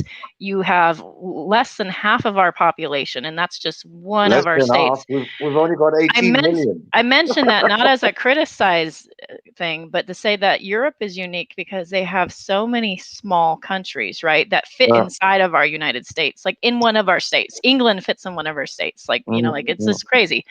So I look at it and go, so one is your land mass is smaller, and so you have more yeah, people that kind of live on top of each other, which has been interesting to kind of read about. But the other interesting thing is that you're culturally not as diverse in some ways. And what I mean by that is the United States of America could be divided up ideologically into at least 5 countries. at We least. and that is why we're so polarized. We That's a good literally point. have so many different belief That's a good systems point. mixed I in. Yeah, never thought of that. That's a good point. and we Good only point. have two political parties that's true representations, quote unquote, of the people. But outside of that, when it comes to gun culture, people don't really talk about it, but pioneer culture is what built the country, right? Americans going in their wagons with their rifles and taming the wild, and that's ingrained into our country. And that's why, as a realist, I just understand we're never going to get rid of the gun in America. So what we've got to do is just take the best steps we can to mitigate the damages we're taking as the result of it. And it's really hard because, especially like, I know that I have a lot of vets in my family. Everything that Holy is saying in that regard is true. Like, that's the slippery slope of talking about mental illness and guns, is because some people's mental illness need that. Like vets, they really need that. It does a lot for their mentalities when they return home after we ask them to go and murder people for us. And it's a horrible thing that they have to do, and they should be allowed it. And not only that, but gun therapy is like it helps a lot of people. It's such a hard question to really Right. tackle. I think we can all agree, though, that we have to do something. It's just, I will what is never that understand thing? America. I will Yeah. never understand America or Americans. Well, And I frankly, I don't live mean that here in and a I don't bad understand it really I either. don't mean it in a bad way, but I just think, America's got everything except common sense. That's the way it looks to me. You know what I'm saying? Because you just think of the arguments and you think of the effects, and they're not even willing to have an honest conversation Yeah. about it. This is probably the most honest gun conversation I've ever had. I It's hate guns. I was a policeman. I used to be in the military. I've seen what weapons can do, and I Yeah, know I for a fact. despise them. I'll give you a small example. If you're a small dude and you see a group of bikers or dudes bigger than you, because you're smaller than them, you'll do the sensible thing and move to the side. But if you've got a gun in your pocket, you'll walk straight through that group. In other words, guns make people do stupid shit. Oh yeah, Kyle Rittenhouse is a perfect example of that. Like, I Yeah. just got in this And he dumpster doesn't fire feel of a that he's done conversation anything about it. wrong. That's the sad thing. He wears T-shirts saying Carl Rittenhouse didn't do anything wrong. He's a degenerate. Yeah, well, a certain element of the country has made him a hero, and well, he's hanging out with a bunch of white supremacists now. It doesn't look well, bad. That doesn't make him look good. But yeah, it's just the nature of the country so I mean, divided on all issues. let's take Real another quick, example. just to the original topic, I Yeah. guarantee you that people are streaming right now, happy as fuck. Bill Cosby got let out of jail. That's just how people are just divided on It everything. feeds the hatred, isn't it? It feeds the hatred. I mean, look. I'll give you an example. I remember the first time I started following America was the time when Trayvon Martin got shot by George Zimmerman, and you know how it all turned out. I was shocked.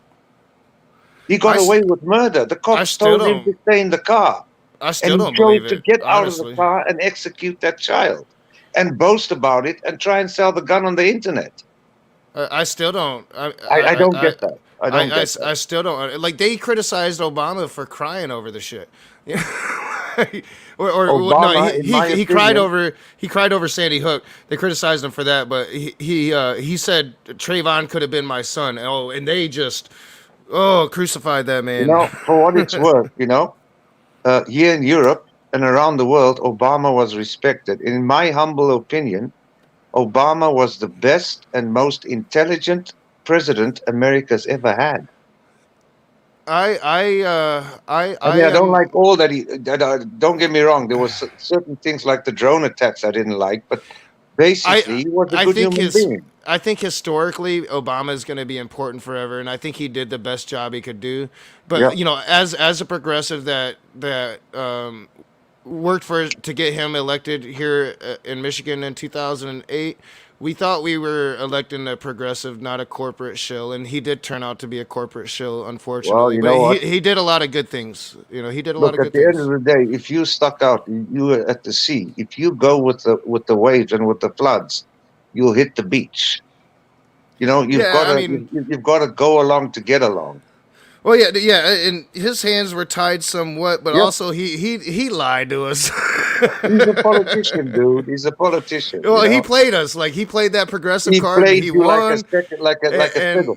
yeah, and but I mean, I don't take that away. Like, I definitely have issues with his drone policy.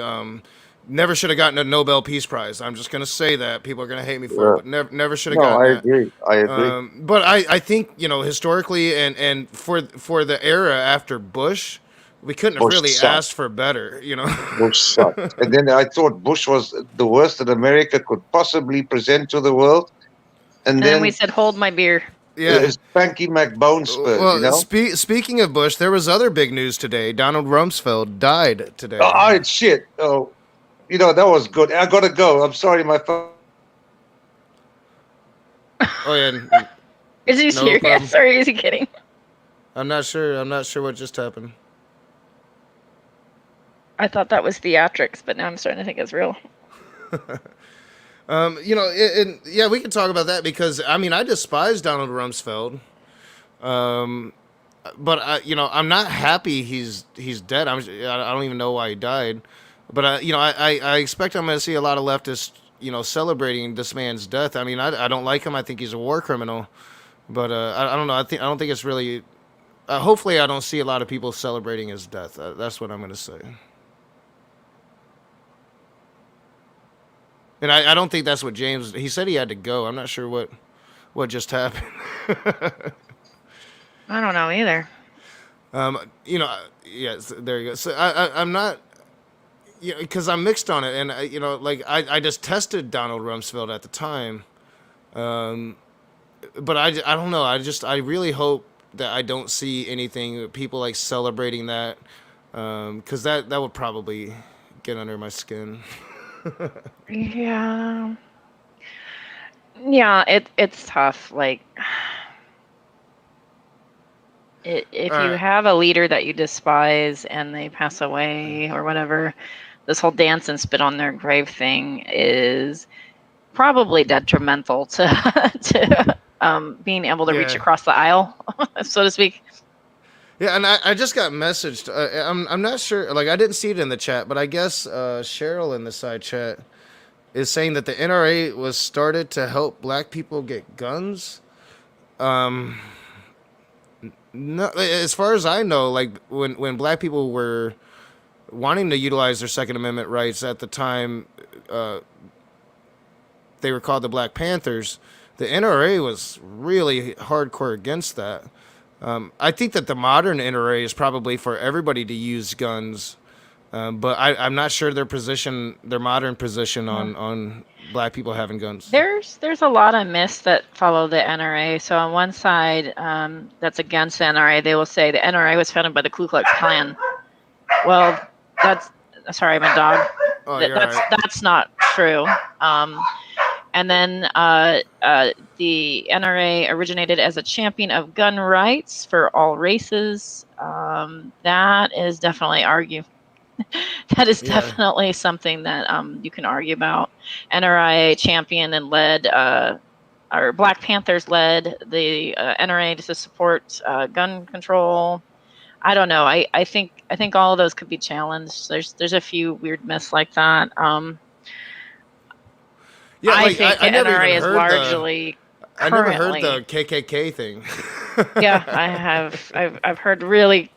There's like some really hysterical anti-NRA arguments out there that I've ran into. Like NRA is KKK, and it was started by them. Like, no, I'm sure there's some members of the KKK that are part of the NRA, Yeah, but that's just happenstance. Like, I mean, so I was raised Republican, and I was raised to be pro Second Amendment. I was raised with guns, and yeah, like I think the NRA started out as something genuine and pure. Looking out for the rights of America and what they thought the Constitution, what rights they thought the Constitution gave them. I think that there was a definite issue with black people arming themselves in the late '60s and early '70s. But my issues with the NRA now is they don't really represent the people. Like the people, most of the people in the NRA are for gun legislation. Yet the people that with of money and means and of power within the NRA, continue to funnel their resources towards no gun legislation at all. So that's my issue with the modern day NRA is they use their money and influences to pretty much dictate policy instead of listening to the people that give them those money and resources. Cheryl, if I wasn't clear about when the Black Panther like rumor happened, that was 60s, 70s. Yeah, not the Yeah. 20s. I think NRA was started in the 20s.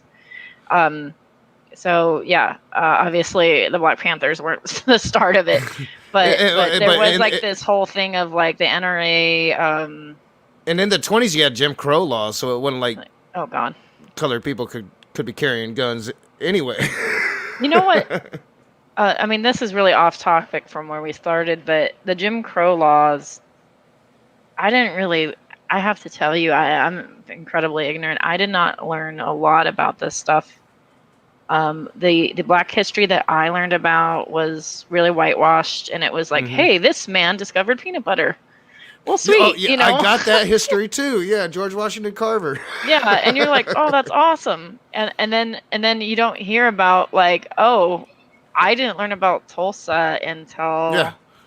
gosh, I would say mid 30s, and it took my Black friend to like take me by the hand and show me, and I was Yeah, like, what?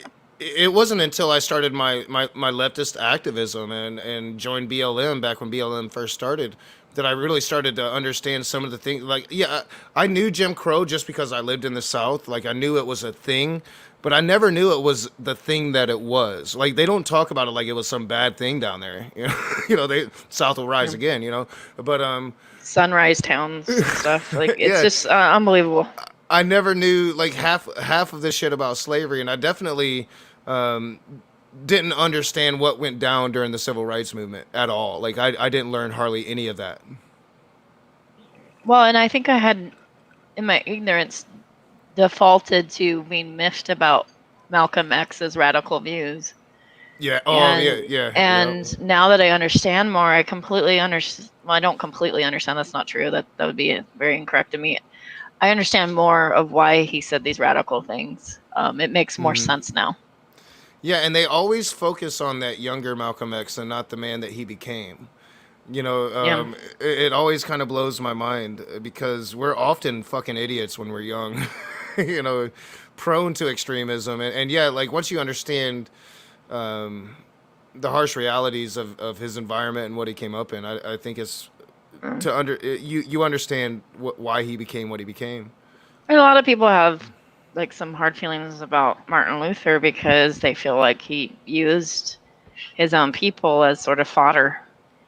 And like I think that's the risk of taking his tactics. And I mean, I don't Oh know, yeah, but who's to say if you took a more violent approach, you'd still be fodder, right, against the United States government when there's tanks rolling in, So Yeah, that's often the struggle that's been for me because I kind of agree, and like we saw it again in No Dapple, who they took this very peaceful approach, and man, they were just brutalized, and no, so it's like why keep throwing ourselves to be brutalized without at least doing some brutal back, and that's kind of been my struggle with the BLM is kind of these old line, the way I was brought up, kind of battling with just what I'm seeing. Just like we're still fighting for this shit in 2021. How long are we supposed to be peaceful? But then again, I condemn what happened on January 6th, which just because it's on the other side. So, yeah, it's confusing times we live in, I think. yeah, yeah. It's I don't know. It's very frustrating. But to get back to the Bill Cosby thing, I guess the answer to things like this is, what changes in laws need to be made to prevent, injustices like this, and do injustices like this where somebody's let off that is guilty of it. Do they encourage vigilante justice? I'm not Yeah, saying go vigilante. I want to clarify because we just jumped to guns to that. Please yeah, don't go to vigilante. But I'm saying like part of the reason why there's restorative justice. This is the best justice. Okay, cool. But there's retribution in our justice system, and if retribution doesn't happen, do people go ham? yeah. Well, I think so eventually, and yeah, I think we need to have a discussion on what the retribution is, on a legal point, and just are we creating more criminals or are we rehabilitating criminals? And if you look at the rest of the world, we definitely lock up way more criminals than anybody else. But yeah, I think if you took away consequence, then people would take it upon themselves. Like earlier, I agreed with James. If somebody did something to my daughter, the police better get there first. Because I think sometimes vigilante justice is almost an instinctual thing. Oh, And absolutely. That animal side of us, right? yeah, That's yeah, defensive. yeah. So yeah, I think I agree. It's just on the punishment and maybe the corporatization of it. And like bringing it back to like the protest and the violence and when is revolution necessary. Um, it, I've struggled, with the fact that oligarchy looks to me to be so ingrained in American society that the only thing that would probably ever uproot it is for people, poor people, middle class people on the right and the left to come together and uproot it. Um, and that goes like against everything I believe in. So it's like this constant struggle that I'm in, trying to figure out Yeah. like where do I really stand? Yeah, part of me is like, well, let's not burn down businesses. That's not cool, guys. And then part of me is like, eat the rich. Yeah, yeah, like break out the guillotines. So yeah, it's this like fine line I'm walking, and as I stated earlier, there are political means and legal means to do these things, but when it does appear, and there is legalities to it, but when the rich man gets out for a heinous crime, and now it kind of adds on to the burdens of everything, and poor people understand we're never going to get out of prison if we do that. At least until our time is up. So it's I don't know. It's like America definitely could be five countries, but it's definitely a country of the top few, and then everybody else, and a huge chunk of everybody else thinks that they're in the top few, or they could be in the top few. Clockwork, I guess, is trying to get into the stream, but he says the Oh, link is not working. yeah, because I don't have my OBS on, and the OBS is running a different link. So yeah, I do apologize for that. I should turn it on and get that off. I'm not going to go too much longer, but Clockwork's going to come in. We'll talk to him for a bit. I do need to run over to my brother's at some point this evening, so I'm going to do that sooner than later. But I'm enjoying the conversation. So the one I Yeah. just put in, Clockwork, should work, and you can get in. Yeah, I don't get much chance to talk to you, Holly, and this has been a fun, pleasant conversation because I always enjoy talking to people that have a really good understanding of politics, but also like a hopeful deposition. I'm holding out hope. I lose it more and more and more and more and more and more Yeah. and I could probably get a better understanding of politics than where I'm at, and so I'm gonna try to do better to learn more about it because I feel like for me, I can't keep up with some other people in politics that they're just far more. They can get down into the nitty gritty of it, and like I think Nick Suter is better at politics than I am, for instance. And he does the end time show, and I could definitely stand to get better. I think as long as we are growing and trying to learn, we can stand to get better. And yeah. I am open to trying to have these conversations so I can learn more. And when people give me books to read, I actually do read them. So it doesn't mean I necessarily change my mind, but I try to get to it as best as I can. Hey, y'all.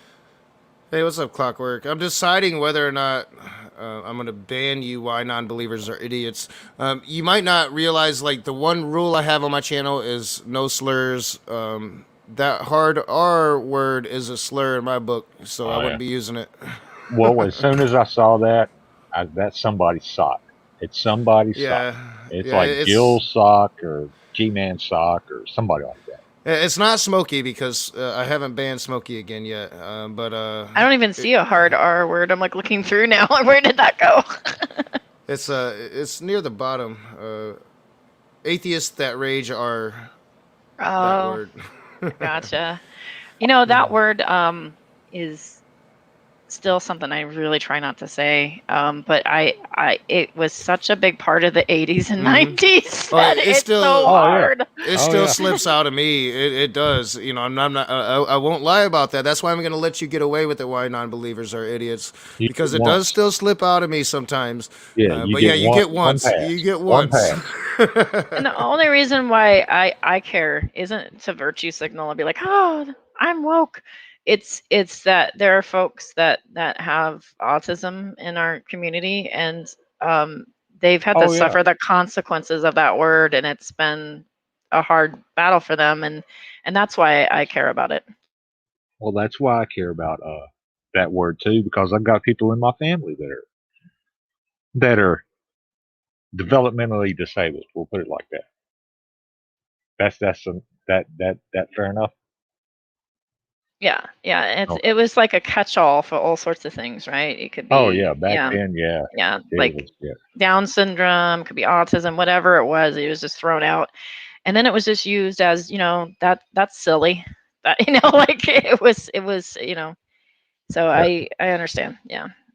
Well, and to circle back to your discussion about politics, the trick to politics is you got to figure out who's telling you a bunch of fucking horseshit. That's the biggest trick to politics. They'll tell you whatever you want to hear to get them elected, and then once they get into office, they're going to do what the hell they want and don't care. That's the biggest trick.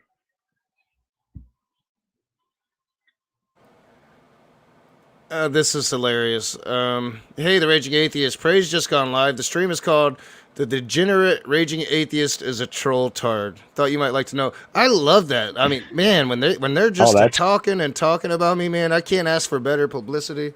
and that's kind of clever. I mean, I got to give it to him. Kind of Yeah, clever. yeah. Going real quick back, and then we can circle right back to politics. But like when it comes to the R word, I remember in high school, and Chris Myers is in the side chat. He went to high school with me.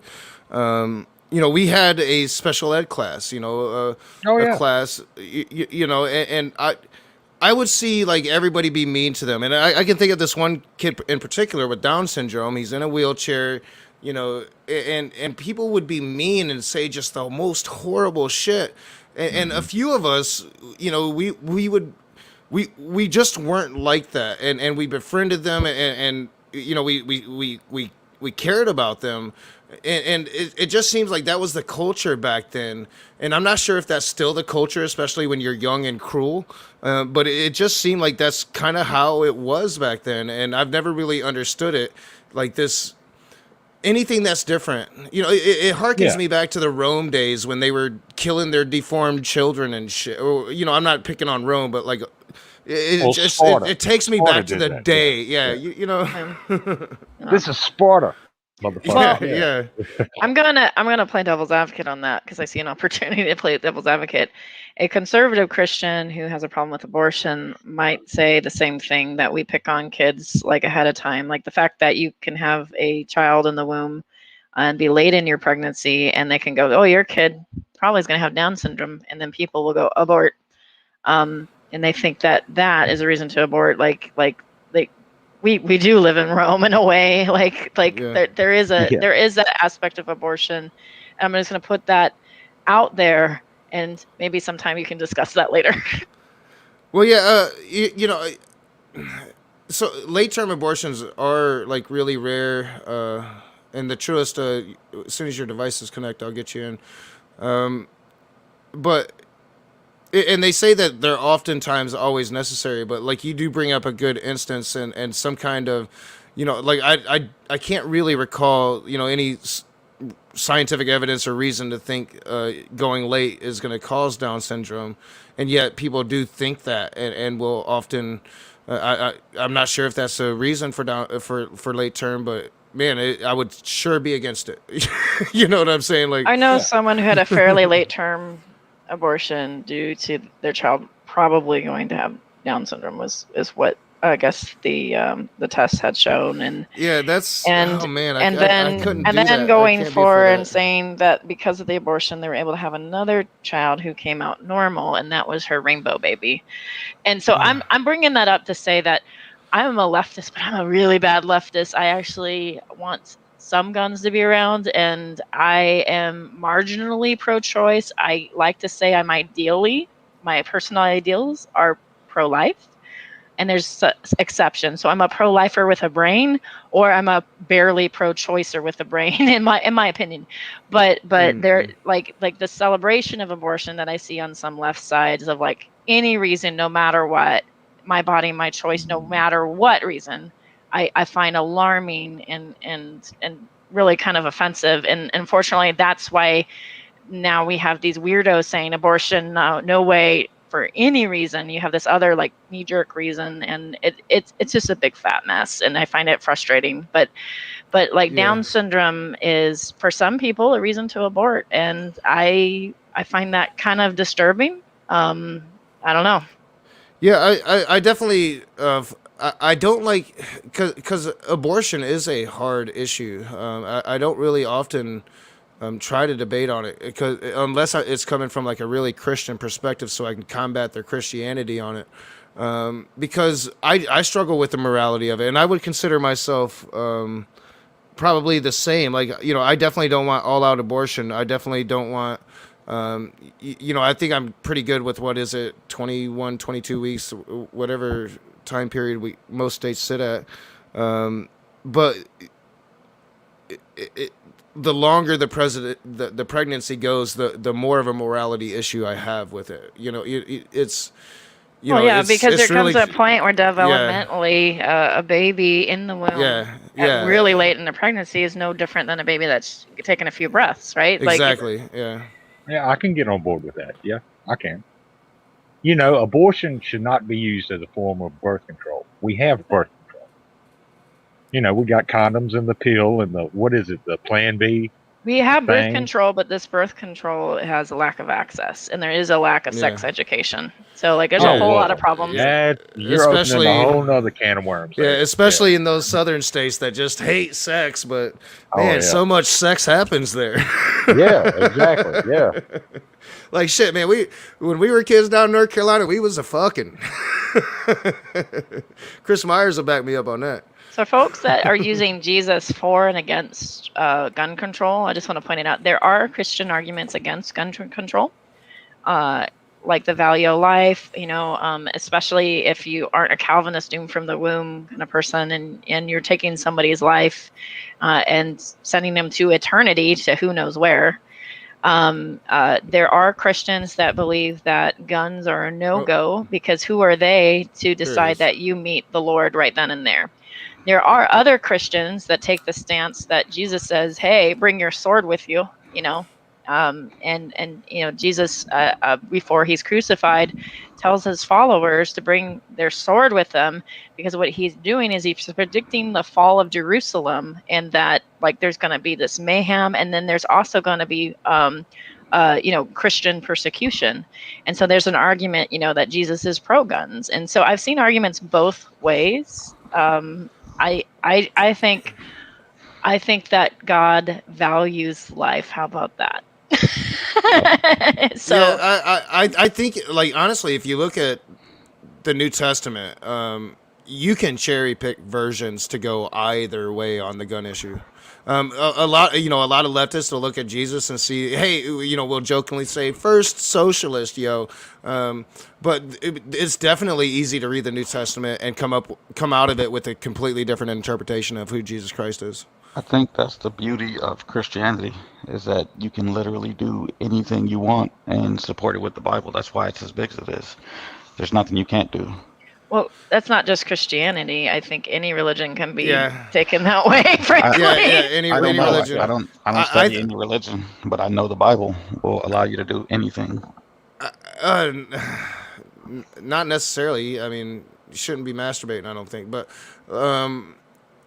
Oh the man. Bible, the Bible. Well, actually, just so you know, the Bible never addresses masturbation. So the anti-masturbation, I'm just going to explain it now. The anti-masturbation lore, that, so to speak, is from the sin of Onan, when he pulls out and goes split on the ground.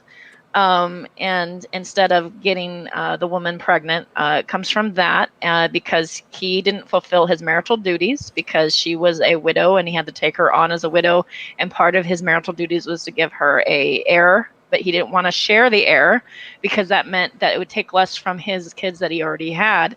So he said, "Oh, I will take your womanhood, but I'm not going to give you an heir," and goes on the ground. So he did her an injustice, right? So there's the sin of Onan, and Yeah. then there is where Jesus says, if you lust after a woman, you can adultery in your own heart. Those are the verses where people stretch it like taffy and say that covers masturbation. Well, but I guarantee you, every Baptist that grew up in America grew up with their preacher telling them, "Don't you masturbate, Jesus is watching." Oh sure. Oh yeah, I went to a Baptist church as a kid, and we had this man speak. Oh, it was so funny. I think I'm going to tell a story sometime on my channel about just the good stuff that happened in church and the weird stuff. And one of my weird stories is they had this old man come and talk to a high school group of 300 kids. We had 300 kids in our high school group, really big high school group. And he comes in and he's like probably 80 years old, and he's like, "The plumbing works. You don't have to check out the plumbing. It all fits fine. It all works great. You don't need to test drive it. The plumbing works." And then then he went on about like how the sin of pornography, there are pornographic demons, and these pornographic demons possess people if they're out masturbating and looking at porn. And we're all looking at each other, and we're literally telling each other, "Pornographic demons, seriously?" And then he goes, "Don't go across the way to Vaughn's." There was a Vaughn's grocery store across the way, a grocery store. But remember how there was Maxim magazines and stuff, and they put like the little bar across it? There's pornography in Vaughn's. You could probably even pick up like a Playboy back in the day there. Right. Oh, or a had the magazine penthouse rack, or a hustler. right? Yeah, something like that. And so, like, for the longest time, we're like, "Watch out for the demons of pornography." Oh, that's hilarious. That's hilarious. Yeah, Oh, I was kidding. Real quick, and I'll let you go, Clockwork. My main point I was going to get to, though, Truest, is, to me, it's one of the biggest weaknesses of Christianity. If you actually consider the Christian God to be what he's described as, because there's no common denominator there linking what people can take from it. It can be literally anything. oh yeah, it's like choose your own adventure. Yeah. Yes, but I guess we just disagree, because I think that is the strength, because everybody, so you have 2 billion people saying that they're Christians and pretending as though they're together, when we know that they're not, because they disagree on all these different things. Well, but secretly, say they they're know they're together. not either.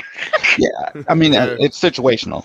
They'll be amongst themselves and tell you that whatever group isn't a Christian, but when they come to you as an atheist, they'll be like, "Well, all these people say so."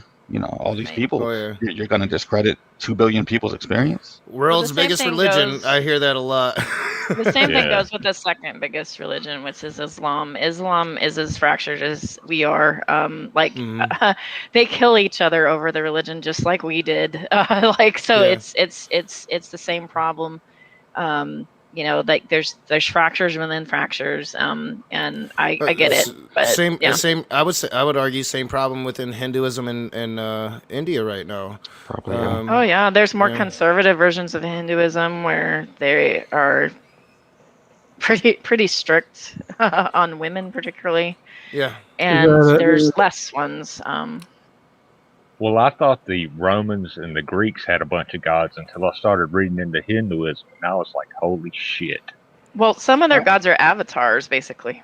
Yeah. Well, I don't see avatars why- and other gods, yeah. I don't see how it's a criticism that there's like disagreement among Christians or theists. Like there's disagreement among scientists, so it's like Well, whatever. when you're talking, so the point is, P Mars, like when you're talking about a triple O God, omniscient, omnibenevolent. I always forget the third one. Omnipresent. Omnipresent. Yeah. So this God, the argument is that this God would be able to present Himself, and it might take you a certain while to get there, but if once you got there, there'd be a consistent result. It goes into the interpretation argument. And when you have so many different interpretations, how can you say it comes from just one God? Gotcha. You're well, assuming that there would be a consistent result. I don't think that's the case. well, how come? Well, I have my ideas of why there isn't a consistent result. What are your ideas? And I can share my ideas too, because I think there's reasons why it's not inconsistent. Well, we all have like a personal relationship with God. It's like everyone's on a different path. There's no like one truth that everyone's different. It's the same with anything. There's no such thing as like a static truth. It's the truth. The actual truth is dynamic. Do you think? Okay, so what I think is that man cannot understand a creator that's that complex and that big. We don't even understand his creation. And so as best as we try to understand God through theology and put God in a box, God is outside the box, right? We can only understand so much about God. And so I think what happens is that humans try to understand God and their humanness, and they base it all on their experiences and intuition. And then they take scripture and they put it against the experience and intuition. And that's how you end up with all these different ideas. But a relativistic God, I'm not sure about, because that sounds like then there's no absolute truth. There isn't. All right, so I could get behind that, but if and not all Christians do this. Again, I'm probably primarily speaking of the evangelical lobby within America, and not even all evangelicals in America, but just your more extreme ones. But people literally believe that we've got to follow the rules of the God that they can't interpret themselves accurately. Right, so I mean that's the issue that comes in, and with a triomni God, you would think that He would be able to come to our level to express the message that He wants us to understand, especially if He cares about us, and especially if He's like some kind of overseer, that He would be able to come to that level to create a message that human beings would eventually, with prolonged study, maybe 10, 20 years, would be able to come to some consistent lifestyle or interpretation of this God's message. So the argument ultimately goes to the imperfection of the God that's claimed to be perfect. Well, it's like martial arts, like there's no one style that's like the best style, right? Because like everyone's different. Someone might be 7 foot tall, but if nobody was the argument, though, P Mars, is if nobody can actually come to the honest truth because humanity can't comprehend such a God, then what's the point? Yeah. right? Like It's a what's personal. what's It's the about a point? personal relationship with God. It's not about some universal truth that everyone's supposed to accept and believe what you believe. P That's Mars, what does that personal relationship do? I remember, and I'll give you an example. Once my mom's iPhone wasn't working, and she asked me to help her with her iPhone. She also has a personal relationship with Jesus.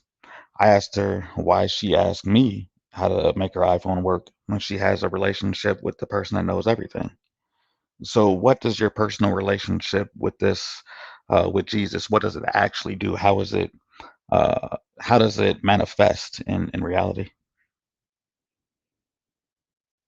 well, when you make unconditional love, this, and I'm not talking about an emotional love. I'm talking about something that transcends emotion. It's like a divine, unconditional love. When you put that as the most important thing in your life, and you make your life about love, it transforms your life for the better. Sorry, was you? I was talking to my daughter, so I missed the last thing. If it was for me, My understanding is, and let me see if I'm interpreting it correctly, uh, that that living the teachings of Christ and having a personal relationship with Christ has had a transformative, positive effect on how you live life. It makes you a better person. Is that what you're saying? It doesn't, I don't know if it'd make me a better person, but it makes life better. I used to, before I was a Christian, I used to have anger and hate, and now I do not. And I love my enemies. I love everyone, and my life is better when I'm not angry and hateful. Hmm. It's been my experience that Christians aren't able to love everyone. I've never met a Christian that's able to love everyone, like universally. Um, hell, If I I don't love everyone. I've met Christians oh fuck, who take the challenge and they try to Mr. Rogers everybody, but I got to tell you, I'm pretty love focused myself, and I can't love everyone. I think it's impossible. I if somebody attacked your family member and murdered them or something, would you love them? What does this love mean? axed. Hell, you got mad at me, P Mars, for calling you a racist. No, I don't get mad. I kid. She's asking a much better But question. She's asking a better question. I was picking on you, dude. Yeah. I don't know if you can love everybody like truly. I think that there's like a general cordiality that you can offer. I think you can offer mercy and grace, but like true love, I don't know. Like it really depends on the love. I like how the Greeks break down love into different words, and I yeah, think I that's do too. helpful. Yeah. I think it's like really confused our society where love, we only have one word for love, and there's obviously different types of love, and I think people really, they don't understand love very well as a result of that, actually. I don't If think I necessarily that. may, Go well, ahead. go Go ahead. ahead. No, you first. You No, first. go ahead. You've been quiet for a while, so. No, you go ahead. You've been quiet too. Well, I was I gonna was. say I don't know that there is a definition for love. I think we understand certain types of love. We understand romantic love. We understand the love between parents or children. I think that's even with one word. I think we understand those. I think the issue that we have a lot of times with uh, the love that I read about in the Bible, that agape love that they say, is it doesn't sound like anything that we recognize as love.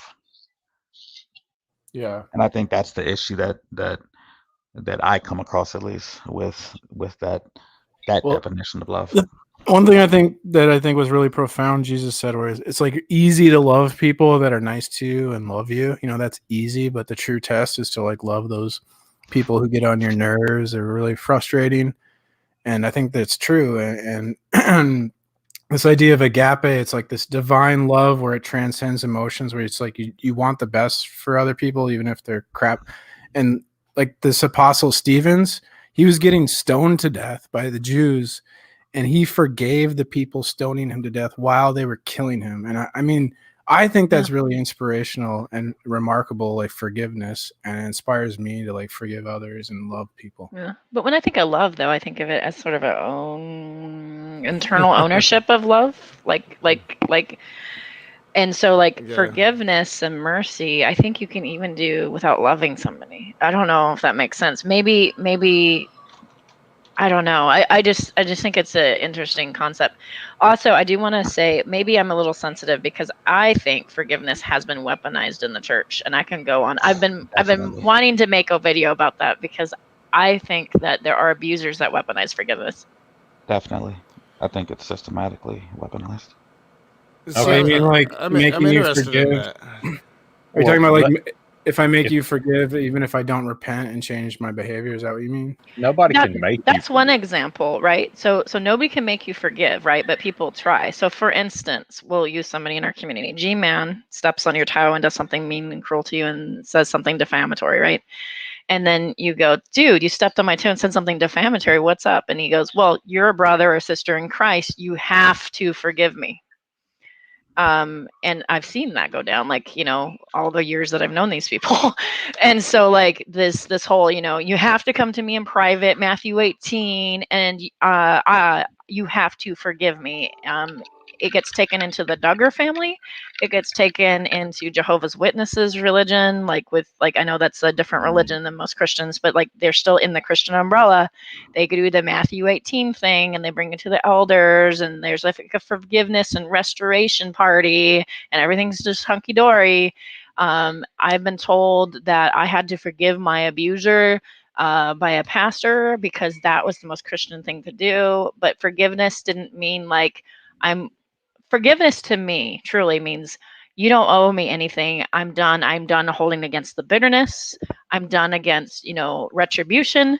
You don't owe me anything. I'm going to let this go. But it doesn't necessarily mean that I have to have an abuser in my life. But to my pastor at the time, it meant that abuser needs to come back into your life and everything needs to be fine. And that's where I think forgiveness can be like weaponized. And so I'm a little bit sensitive towards how love is used and how forgiveness is used, because I'm like, what does that mean exactly? Oh Okay. yeah, I never. Okay. If Yeah. I can pour a little fuel on this dumpster fire, all right. Who never said anything about homosexuals, bi people, or prostitutes in the Bible? Jesus didn't say it. Jesus didn't say a fucking word about it. The only thing Jesus said was about the eunuchs, but he was merciful to the eunuchs, and Yeah, he was merciful to the yeah. prostitute. Yeah. The And only thing that you can put in Jesus' mouth is when he says, "I tell you this from the truth." Divorce was allowed in Mosaic law. I'm just going to paraphrase, but yeah. this was not from the start. I tell you, like he references Adam and Eve, one man, one woman, conjoined together, and that is often cited as like this is how it needs to be. But I agree with you. Jesus never mentioned that. I guess it wasn't important enough. No, apparently not. Okay, I was going to say something else, but I forgot. So y'all go ahead. I'm sorry. No, just I'll drink a beer and I'll remember. I It'll got come back. excited. I'm fucking sitting here melting. It is hot as shit today. Where you at? I often forget everything mid sentence, so. Well, fair enough. Fair enough. Well, I think that's like messed up what Holly Sparkles was saying about forgiveness, that a pastor would do that. But I agree with what she's saying. Like, I think forgiveness is mainly for the victim to like let go of the anger, because if you like hold on to that, it's not good. Yeah. It's like self-destructive. So Yeah, in therapy, they try to teach you that, even in secular therapy, right? That forgiveness is actually beneficial and helpful just to release the pain that you hold on to, because hate takes a lot of energy. Oh yeah. It's painful to hang on to. It hurts. And actually, PMARS clicked it off in my head again. Okay, look, you fucked me over. Yeah, I can forgive you, but I'm not gonna forget that you did that. yeah, you don't True, have to like yeah. someone and spend time with them. You just have to like not hate them, basically, I think. What does it matter? Let's look at that. What does it matter how I feel towards a person if I don't do anything to them? It I think hurts it might you matter more to than it you. hurts. Yeah, it 'Cause hurts you I more think- than it hurts them. Yeah, the hate and anger becomes self-destructive, and it'll manifest in like negative ways, I suppose, in your life and affect you negatively. So it's not about like the other person; it's about being I mean, good to yourself. It could. I don't think that it necessarily has to. So P-Mars is a Jedi. I kid. Pretty much. I kid. No, I think this issue of forgiveness is an issue. Honestly, kind of to Holy's point. Just think about all the Catholic priests that kind of get away with their crimes and they get moved to other parishioners and they just get chance after chance after chance after chance. I do think sometimes forgiveness can be weaponized, and it can be at the detriment of the congregations. And yeah, I think it could be a huge issue within Christendom. It's an issue in Jehovah's Witness and probably Catholicism where they use the verses she talked about keeping it private to like contain pedophiles. Like It's an issue in don't the go to- evangelical churches.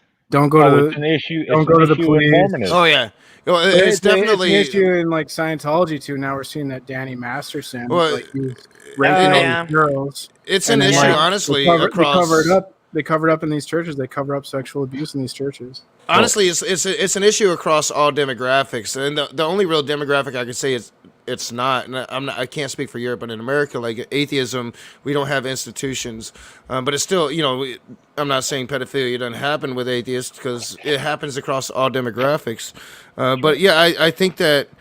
It does definitely happen across all spectrums of religion and all spectrums of society, and it's an issue within itself. It's not like by any means you're religious, so you're prone to this behavior because you're this institution or anything. It is a very broad subject and hard to tackle.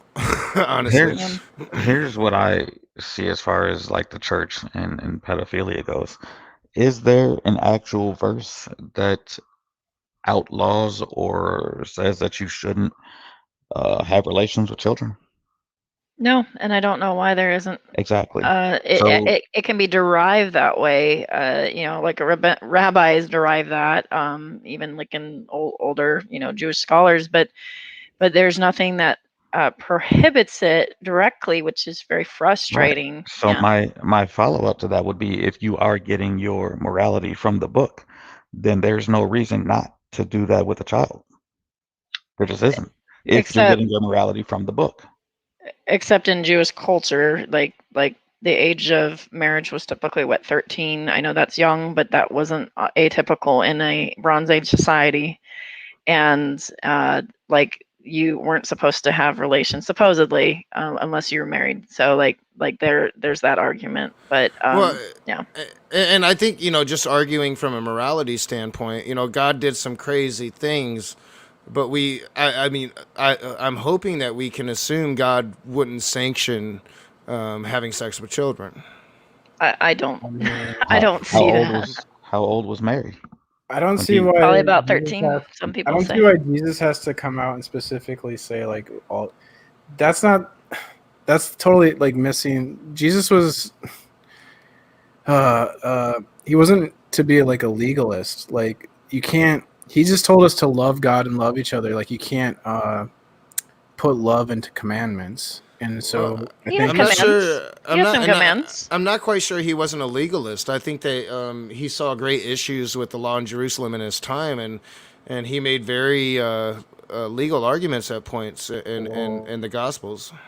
Well, he was sick of the Pharisees that were preying upon the poor, and they were basically making money, selling sacrifices at the temple and stuff like that, and basically ripping off folks. And so that was like a problem. Fast forward, to the Catholic selling of indulgences, something kind of a similar notion of like, you think your dad's in hell?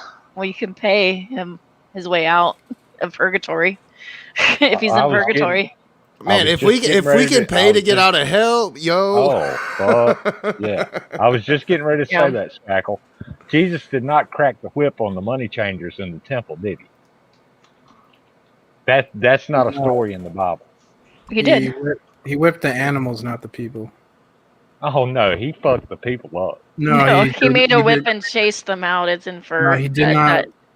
He did not whip the people. I researched this for sure. 100%. He did not whip the people. Well, he made a whip. If you say so, Pete Morris. Look at the commentaries. You can check. You don't have to trust me. I'm not talking So- about the commentaries. I'm talking yeah. about what it says in the Bible. Yeah, what it says in the Bible. I Yeah. don't get Look what Commentaries the commentaries are. So commentaries matter. So like for if you force somebody to not look at commentaries, it's similar to saying to a Jew, don't look at the Torah and also take into account how rabbinical interpretations have gone through. It does matter because hopefully these commentaries have some sort of context and reasoning for that, and they can support it socially in some way. but like the point of that story is Jesus didn't like what was happening with the Money changers. Yeah. the money changers in that temple, right? And he didn't ask them kindly. No. Yeah. They took up He the did not core say of the please. Gentiles. He did not say please. He took out a whip and kicked them the fuck out. Yeah. They set up their money changing tables in the court that was reserved for the Gentiles, so then the Gentiles couldn't worship in the temple, and he was pissed because he There were no Gentiles. Gentile space. What do you mean there were no Gentiles? There were always Gentiles. So Gentiles are allowed to worship the Jewish God, but they weren't allowed in the temple. That's tradition, and that's in the Bible, and that's in other commentaries. And they had a special place in the temple for Gentiles where they could go, and that's where the money chamber changers put their tables, and that's why Jesus was mad, because then the Gentiles didn't have a place to worship. I did a lot of research. I got lost on that one, P. Mars. I'm not sure what you talking about, bro. All right, so, just the very act of walking around Jerusalem with a following, claiming to be the Messiah. That's a political act in that time period and that place, right? Oh, that's why I love the movie The Life of Brian. Oh, That shit was hilarious. there is definitely politics in that situation. So, like, with Rome taking over, and the Sadducees and the Pharisees were actually at odds with each other. They didn't agree with a lot of things, and the politics of that time is very interesting. You can actually read about it, and what people at least can figure out. And yeah, that is a play. In this as well, because the Pharisees at the time had a lot of political power, which is interesting. Also, I can't remember which is which, but Pharisees and Sadducees had very different views of angels, by the way. Really? I hearken to this one guy who thinks angels are demons. Or aliens are demons. Sorry, I got the two confused. Oh yeah, weird. I've heard of that Aliens guy. are demons. Yeah, aliens are demons. Yeah.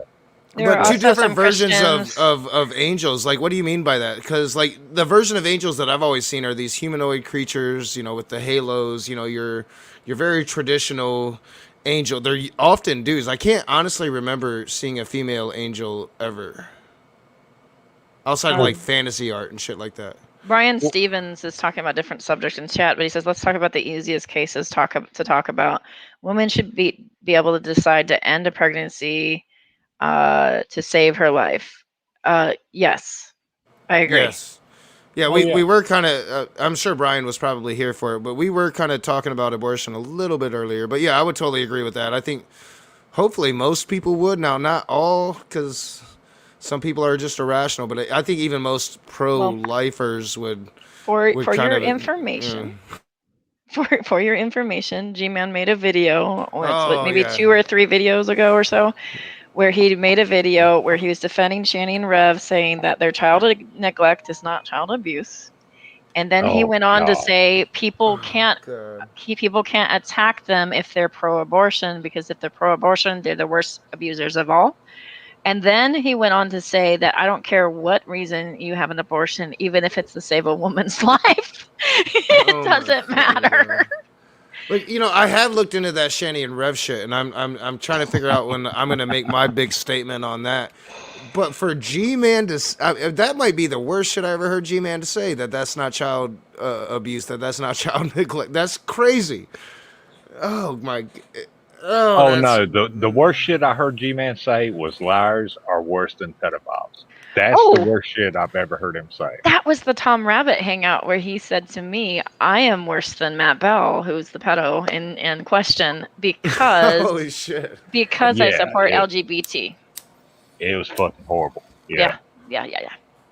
My Lovely fucking man. God. Oh, and the worst shit I've seen Shannon and Reb do when they were driving down the train tracks and couldn't figure out how to get off of them, and he just decided, "Fuck it, I'm going to drive over them." Yeah, that's not how that shit works, man. Jesus, take the wheel. Yeah, exactly. Oh, I See, was laughing my ass off. Yeah. I haven't had much time to watch drag, and that's where I got all of this shit from, and so, I was made aware of the news shit, and that's just outrageous. But damn, I just need to make more time and understand what's really going on with these really fucked up people, and feel better about my life. Well, Well, what's and Reb, interesting is I have to say your archenemy Smokey took a hard stance and said, "G-Man, what are you doing enabling these people? They're obviously abusive," which was a little surprising to me. And Veckel said, "I'll talk to him," which, who knows? Because Veckel says he talks to people in private, but who knows what actually happens. I think Veckel's an awful human being. I have the worst opinion of him. That dude exasperates me. oh yeah, Beckel's not very fucking bright. He's not the brightest bulb on the Christmas tree. He I'm just drives saying. me insane. He drives me crazy. Well, then you should, every so often he has, Oh, sorry. Never mind. My bad. every so often he has open hangouts. You should hop in one of those. Oh, we've talked several times, and it's a dumpster fire just waiting to happen every time we clash. It's even hard to like really put it into words my opinion of Veckel, because I don't think I've ever had such a low opinion of anybody, and I've dealt with some bad people. Like. Oh yeah, but Beckel and Jill. That's like scraping the bottom of the barrel. Jill will not come in here because Hannah's in here. He will not come in and talk to her. oh yeah, I have had Hannah, who's Hannah? Oh, sorry, Spackle. Never mind. Yeah, My bad. holy Rex. Bad Rex. Oh yeah, I've had conversations where Jill absolutely refuses to talk to the women in the room. Yeah, he has me blocked. He has me yeah. blocked. He says he doesn't talk about women. I argue with him like a few times, and he just blocked me. He won't talk to me. Sometimes you get blocked. It's one of Well, those things. he said it was because I was a woman. Yeah. Oh wait, Jay is in the YouTube chat. Okay, Jay's out there. He said I was contradictory because I accused Slim Jim of abusing his children. But that was like, I was talking about the abuse in the Catholic Church, and then Slim Jim was defending the abuse of the Catholic Church, which I thought was awful. I know Slim Jim. I really doubt that was what he was doing. I would like to know the video of where that's allegedly happening. Is that on Jay's channel? I have no idea. This was like a long time ago. Yeah, I happen to know Slim Jim. I'm friends with him, and I've never seen him defend abuse of the Catholic Church. He defends the Catholic Church itself, but not necessarily abuse. I've never seen him do that. I know Slim Jim as well, and yeah, I just can't see that, P. Mars. Yeah, exactly. I know Slim Jim too, and yeah, I don't know. No, that's not. I know that he really loves his kids, and every choice that he's made is to support his many, many children. And I don't see him as somebody that hates kids. I see somebody that really makes big sacrifices to help his family. And yeah. Slim Jim has like 10 kids. Yeah, something like that. He's defending the child abuse of the church, and then he's like, I could hear his kids screaming, and I was like, you're probably abusing your kids right now. It's not a big deal. That's a big deal. That's pretty rude to somebody that loves their kids and takes being a father really seriously. But it's also especially rude. if it's a big deal to somebody that may have experienced abuse. Well, you know what? You know what? It's a big deal to me that Catholic priests molest children. That's a big deal to me. And then for him to act like it's not a problem and defend it, I kind of was offended by that. P. Mars, I worked in church for 15 years. Did you know it's a real problem in the evangelical church too? Did you know that is a serious problem in the evangelical church, and the only reason why it doesn't get as much heat Yeah, well, as it I does got in the Catholic molested by Church. a Catholic priest, so Slim Jim offended me. Okay, Oh, Okay, because he was so defending the Catholics molesting kids. Alright. So if I I'm took a Alright. stance where I said, maybe you're molesting PMARS. your kids. So am So I a I get demon? to- PMARS. Am I PMARS. such an evil person? Wow. PMARS. PMARS, settle down. So if you're gonna make the claim about Slim Jim, you should have the clip. And I'm not trying to take away from your Jay trauma at brought it all. up. Jay brought it Oh, up. Have geez. him get the clip. I'm not trying to take away from your trauma that you experienced in your life, but you're talking about a man, and he's not here to back himself up. Not only that, Holy just made a really good point. This is something that's dominant in the evangelical churches as well. It doesn't get talked about like it does with the Catholics, but it's definitely something that happens in these churches as well. It's because we're So, systematically set up differently. So we're so Mhm. segregated. Like, so Catholic Church has the Vatican, right, that controls everything. And that's why it feels really exceptionally evil, right? There's the Vatican, it goes all the way to the top. They have all these connections and bishops and stuff like that. And they are so almost political in their system. That's why it's so upsetting, because it's almost corporatized, right? Clear And so hierarchy. that's why it feels really evil. But in the evangelical church, there's actually studies that say that there's just as much abuse coming from religious leaders and counselors and stuff like that that say, yes, I'm a Christian, and they're like, wolves. And the problem is that we have really no system to report it within the church. Like, so you have all these multiple denominations, and then you have these especially independent Baptists, for instance, that are loose, that have no denominations that they support or report to at all. So there is just as much abuse there's just as many predators and abusers in evangelical churches as there are Catholics. It's just that it's not as political. It's not as much of a machine. And there is still encouragement to hide it and not report to the police. Look at the yep, Duggars. Look at exactly. when Christian Hillbilly told a story, and he thought he was telling a good story, and it was an evil story. And I can dig up that clip. I'm sure it's in one of my archives. He says, he's a youth pastor and stuff like that in the church, and then he worked in a school, and he tells the story of this young girl that confides and says, I was sexually molested by my youth pastor. And Christian Hillbilly says to him, and that's Mr. Batman, if you don't know him, by Christian Hillbilly says, God has a plan for everything. He meant for this to happen. You're in his plan, and there's a reason for this. And he's trying to be hopeful. But what he's telling this child is that it is okay that your pastor molested you, because that God sanctioned it. God has a plan for it. and this is cool. Like, this is fine. And get over it. Stop being a victim. Like this is a problem. Do we think the sexual Yeah. repression in the religion itself kind of allows for this or cultivates Well, people I as to look for definitely outlets? I definitely think so. And I think definitely in Catholicism, it's a little harder core. But even in your evangelical churches, they are under pressures to appear to live these perfect lives, where they have this perfect marriage that they're never cheating on their wives, and more times than not they are, and they leave secret lives. So I do think I don't know. It does seem like there is definite similarities between the two, and not only that, but like I've covered churches like the NIV, but I've seen it you can see it more on local news reports than you'll see it on like the CNNs of the world, because the CNNs of the world will talk about the Catholic priests. But your local news are telling you about what's happening in your state, and I'll see it on my TV all the time about this Baptist preacher or whatever denomination it is, but it happens all the time, and more times than not, a lot of these people don't get caught, and they actually get moved around church to church, just like the Catholics do. So I think the proper answer, and this is just my 2 cents, the proper answer to that is, instead of mocking the Catholic Church, going nanny nanny boo boo, you fucked up and you have a bunch of pedo priests, to maybe look in your own house and say, what can we do to prevent this from ever happening? Yeah, yeah.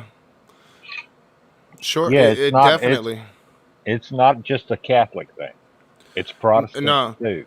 And It's Muslims. It's probably Hindus. Jehovah's Witnesses just got outed as having a yeah, huge problem. Mormons have been outed as having a huge problem. Yeah, It's a huge Mormons. problem.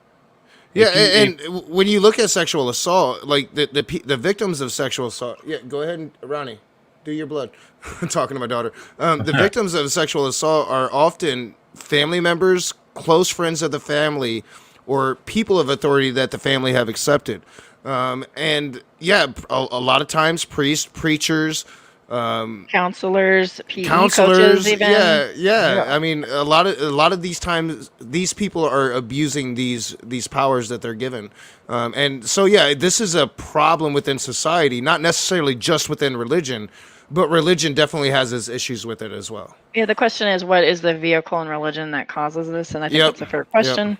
Exactly. So I would say, what can the church do to prevent that? Now, like the Boy Scouts have been under fire for similar things as well, and they're trying to put in rules to, Do they still exist? I thought prevent. they got sued to oblivion.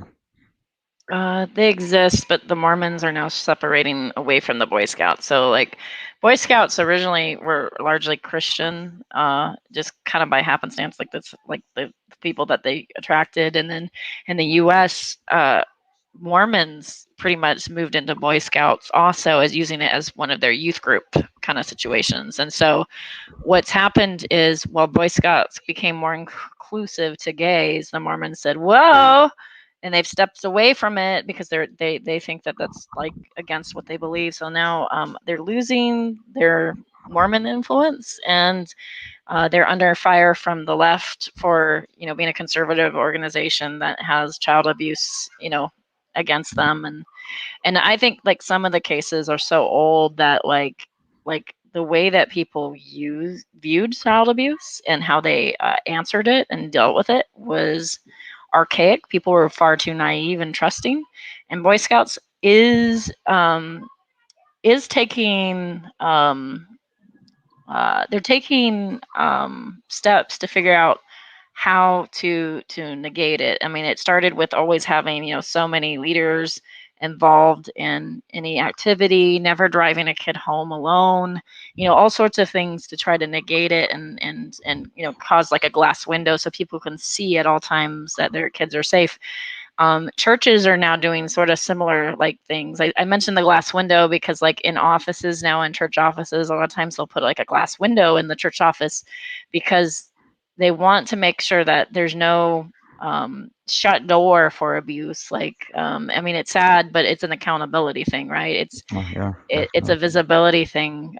So even pastors who are counseling adults, if they're counseling, say a woman, and I say counseling loosely, if they're counseling a woman and like they're a man or opposite sex or even same sex, having that window, even if it's an adult, provides accountability as well. So I don't know if that makes sense, but like churches now are starting to rethink what they do. I know that when I worked for a church, they made me do a background check, with the full, like, here's the same thing that you go through when you become a teacher or aide or something like that. You fingerprinted, they do a background check to see if there's anything that's against you.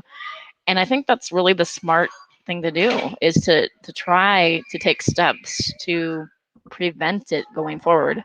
I think the I problem, agree. I agree that you have to do that in today's climate. I think the problem with that is that it kind of shows that they're not talking to an all-knowing being. If you have to get a background check, then Jesus isn't telling you that this person's a slime ball. Well, I really don't think we should be waiting for Jesus to tell us. Like, Yeah. I like you know, with these institutions, right? Like, I don't want to talk shit about anyone in my family, but like, I've literally got people in my family that are preachers, pastors, different denominations. I'm thinking about one in particular, and I'm not sure if he still does this. This was a long time ago when he was like first getting into it. But he just look online, find some scriptures, find some jokes, and that was his fucking sermon, right? Like it was like there was no God involved. It was, you know, just looking online and copying what he saw. Oh yeah, Jesus hasn't said anything to anybody in a really fucking long time. Just say it. Yeah, you know, as an atheist looking in at this, I really, you know, a lot of atheists will focus on the religious problem of pedophilia or sexual abuse just in general. But you know, I've kind of been an advocate on this issue politically for so long. I can't look at it like most atheists do. I don't see this really as a religious problem. I see institutions like religion as a breeding grounds for predators. But I don't think it's necessarily the religion that does that. More Definitely not. the Yeah. institution of religion. So like here's another thing. You could have a secular situation where people are gung ho about sex, they embrace sex, and then you end up with statutory rape situations like in Hollywood. Like I'm just pointing that out. Like no religion required for predator. No, I definitely Yeah. agree with that. I think that it's in society, and but certain maybe situations make it easier to accomplish. Like if you're given, like we just talked about the Boy Scouts, if you're given children and you have authority over them, then situations like that are going to make it easier for these sort of things to bubble up to the top. And I think that's where things like religion are at a disadvantage Yeah, as and far as this goes.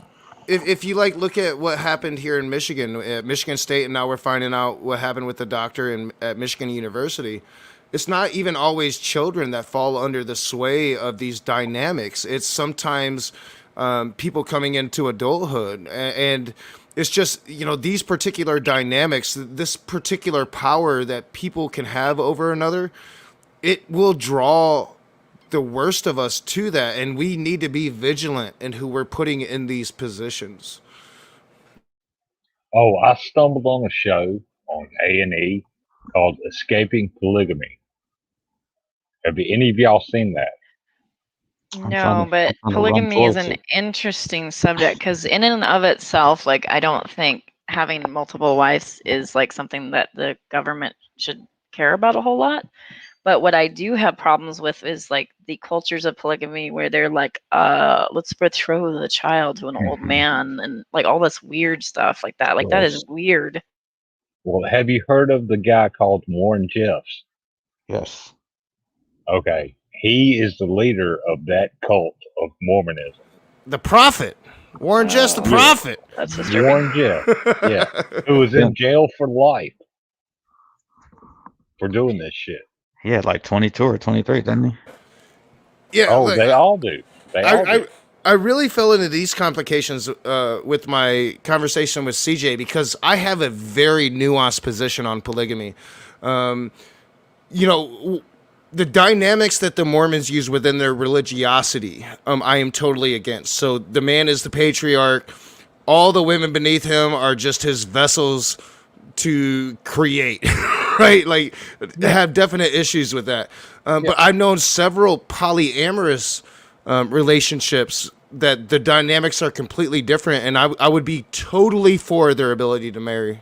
But see, yeah, like that's the thing, right? Like it depends on the I guess what we keep talking about is that word power, right? Yeah. But Yeah, if it's an yeah. egalitarian situation, if the power is equal, or if the power is unequal, then it can quickly become abusive. Exactly. And humans' ability to deal with power, I think, is a huge issue. Like, people always ask me, what are you going to do if your channel blows up? I don't know. Maybe delete it because I don't want to be an asshole. Like, I'm already a big enough asshole, right? Well, there are I people never that said I utilize wasn't an asshole. So there you go. there are Go people ahead. that utilize really big channels as weapons. So, like, I can think of a few creators, and I won't give a shout out to, but I can think of several creators, both atheist and Christian, that have a huge following who weaponize their followers. And by weaponizing their followers, I mean like they say such extremely insightful things that it leads to. I'm not saying you ought to dox said person, but Yeah. and then their weirdo doxes somebody, like that rando in the chat. Yeah, like I've come with that balance myself recently, honestly, and it's like, yeah, I don't want to incite anybody against no one. I just want to rant and rave and take out my therapy on YouTube, you know, like, and that to purposefully weaponize that, to purposely take a huge swath of listeners and try to turn them against an individual. Man, I'm not sure how I feel about that. Even like the worst of people, I'm not sure how I feel about that. Yeah, that's happening in a lot of the atheist rings that I've been watching. Actually, is like some really like viewer to viewer warfare happening, and I'm like if it's just words, it's fine, but when it goes beyond words, Yeah. I'm a bit worried. Most atheists don't like me because I'm a dick. You know, Stop it. I haven't seen you you raise don't the neck in represent it years. well. Oh man, I've been having this positive, negative atheist conversation. It depends And on what you want to go uh, for. If you want to go for a shitlord, there's one thing. If you want to be, Shannon Q and elevate discourse, that's another thing. It I think depends on what Shannon you want to is go for. awesome. I love If you're Shannon. if yeah, you're if you're a my little bit of issue. both, you get into a lot of trouble. Yeah, and that's kind of what I am. And my issue is demonizing one or the other. You know, like why do, like, yeah, you do your thing, let them do their thing. I'm gonna do my thing, and we can get together and sing Kumbaya on Sundays instead of go to church. I don't care, but like, let's stop worrying about what everybody's fucking doing. I think it takes different tools to do different things. So, um, I think that there are. I like Shannon Q a lot, actually, and I appreciate some of the things that she has to say. I also highly disagree with a lot of other things, but I always really appreciate her stance, and it works well for my personality to have a conversation Yeah, with that. I think Uh, she's brilliant, but I also think that we need the opposite spectrum of that as well. Yes. you yeah, know, and there's the firebrand, right? The firebrand atheist. me, me at times. I'm trying to get You better. haven't yelled in years. I'm like, No, dude, I have like I mean, man, you should have heard me go at John Maddox last Friday. Holy shit, that dude gets to me.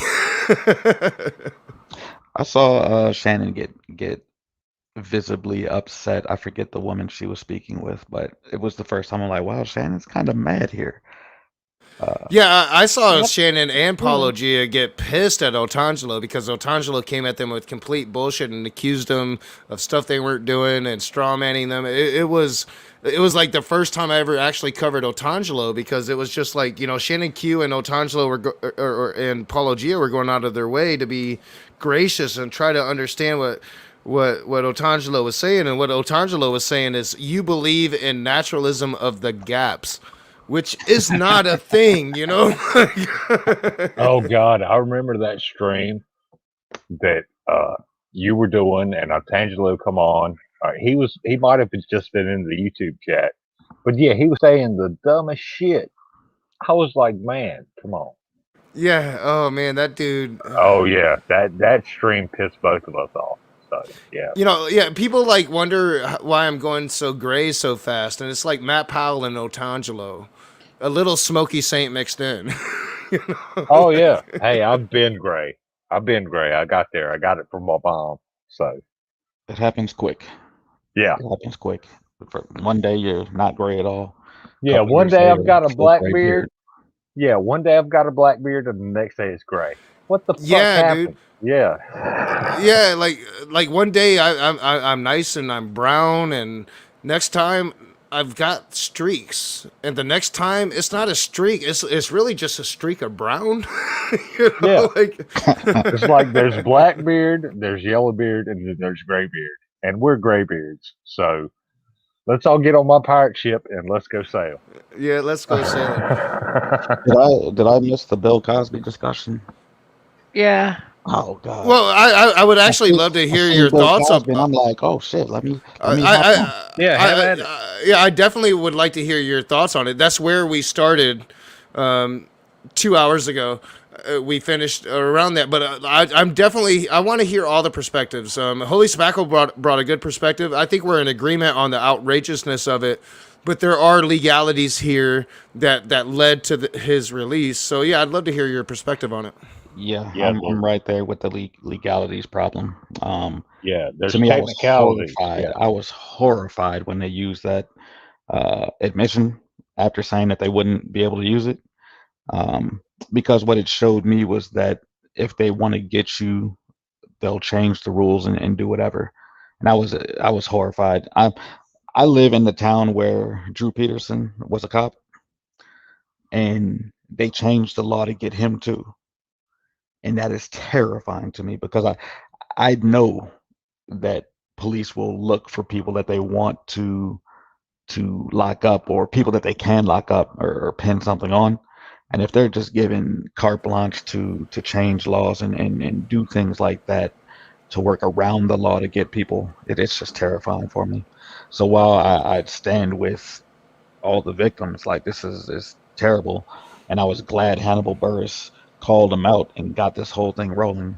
But for them to use something that they agreed that they wouldn't is beyond the pale to me. Yeah, I want to respond. I'm gonna let somebody else so I can go take my daughter's dinner out of the oven. But I definitely want to respond because I somewhat, since the beginning of the stream, I understand the legalities there a little bit better. But I'll let somebody else respond. I'm gonna take the pizza out of the oven and then I'll be right back. Cosby is evil. He I bet probably Vegas. is a pedophile too. Well, so the question to me is like these deals that we make, right? These agreements that we make so that somebody like, testify so that they don't incriminate themselves, right? So like Mhm. he had a deal so he could testify freely without worrying about incriminating himself in the civil case, is what I'm understanding, right? Yes. And then after that DA that made the deal left his position, the new DA said, fuck that deal. Let's go after Cosby. Is that Mhm. right? Correct. Yep. So there's two sides of it. There's the cops can trick you into incriminating yourself that way, which is terrifying. And then there's the other terrifying thing of like these deals promote injustices. Yes. They all So do. Yeah. yeah, it's Our legal system is terrible. It's actually terrible. It's built to be expedient and not necessarily find the truth of the matter. Which is I don't even understand how that's a legal system. yeah, So morality's so not long. my issue with it is that I used to be a criminal back in my day. I was, and I did my time. I broke the law. Society demanded a certain amount of my life, and I gave that amount of my life. And I maybe I've just always had this like mistrust of police, but when somebody tells me that immunity's on the table, I'm not going to then go and incriminate myself. And my point is, if you listen to the deposition, he doesn't believe he is. He doesn't think that he's incriminating himself when he's testifying about what he did because he's arrogant and he doesn't realize how dire the situation was. And he had enough money that he could just pay her off and move on with his life. So it was really no big deal to him. Yeah. And, so while he incriminated himself, he wasn't trying to. It's not like this whole issue of the legality of him not being able to incriminate himself Unfortunately, he did. Now, I'm not sure if there's some signed agreement between that former DA and Bill Cosby. I don't think that there is, because this issue was disputed in the trial, and the judge sided with the prosecution. You should watch Nate's video. It's interesting. I probably I need to watch his video, but like, I'm pointing you to those him are the because questions he's that I have. short. He's really short to watch his videos. Yeah, and he's usually pretty thorough with his arguments too. So. Yeah, he'll bring up the paperwork. He'll point to what he's talking about, and he keeps it concise. So if there is like a written agreement with signatures involved, then yeah, I mean, stupidity, right? Like, just what are you thinking, DA? You know. Like I guess if they weren't gonna be able to get them without it, I'll be there. It's Well, a yeah, rock- a because rock I in a mean, hard place. he literally confesses to it. Like, he did it. You know, like, he fucking did it, and that's, I don't know. That's the slap in the face is to all of us folk that didn't have the lawyers to find that little loophole to get us out of our crimes. It's kind of a bitch. It really is. And I was watching one of the specials they had on it, and this was just one of the accusers, just one. So I don't want to even extrapolate that to more. But she was saying how she went over there to hang out with Bill, and he gave her the pill, and she knew, and she took it. Whatever, woke up, whatever happened, and she came back. They did it again, and came back and did it again. To me, that specific one, that's what you do. I don't. Am I incorrect here? Does someone disagree with me? So if you do it 3 times, then it's almost like that's what you do when you're with them. I mean, when you're talking about a power dynamic that most of us don't have, like somebody like Bill Cosby would have, it's a totally different discussion. And when Quaaludes are involved, you don't necessarily always remember the experience. So I don't. It's a hard question, but ultimately, if a woman isn't giving consent to you, then it's not consensual sex. No, I definitely agree with that. But I think I was like the first time, I'm like, sheesh. And then she went back. I'm like, yeah, why would you do that? And then it was literally like 3 times. And I'm like, Well, I mean, at this point, is it consensual? if you actually listen to the deposition, I'm not sure if you still can. Like, I did kind of hunt for it before the stream, but it was like quickly before the stream, so I didn't really get in depth for the hunt. I'm sure that you could probably still find it. It's pretty damning of Bill Cosby, you know, and Yeah, he has no idea that it is. You know, like, this shit's cool. This is what everybody does, right? I You was know, just talking about the one person. I think there's like 30, right?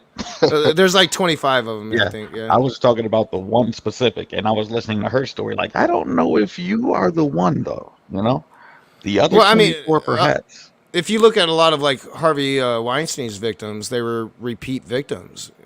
Power dynamics are really crucial to the discussion. Yeah, definitely. Because, you know, just the pressures that comes with such power, like, it's hard to fold, and oftentimes you're thinking about long term and what you're willing to skate, or, you know, what you're willing to let this person get by if it's going to affect your future, and it still makes it wrong. You know, like, it's a much more complicated conversation when power dynamics are involved.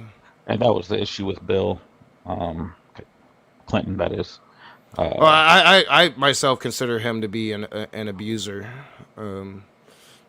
personally. Yeah, definitely. He was with Epstein too, so he's probably doing that shit as well. So I Well, see we're close. We're at 7:11. I think around 7:30 I'll probably end. I've definitely went a bit longer than I thought I would, but I don't want to just cut off the conversation. So y'all continue, and I'll close Well, it. I just down wanted around to say 7:30. that I don't think this stuff is confined to Cosby. I think it's like, it seems like in our society these sexual deviants are all at the top in positions of power, like rapists, pedophiles. I don't know, a bunch of. It's weird. Like, we look up and idolize really weird, sick. I would call them psychopaths. So it's I unfortunate. don't know. I don't know if it's just the top. I think our sexuality is just hidden because it's been so what's the word that I'm looking for? Looked down upon just to be sexual. So we hide a lot of things. So I was explaining to one of my buddies that I'm never shocked when there's a sex scandal ever. No matter what the scandal is, it just doesn't shock me because I expect it. The the thing with the powerful people is that they have more access to more people.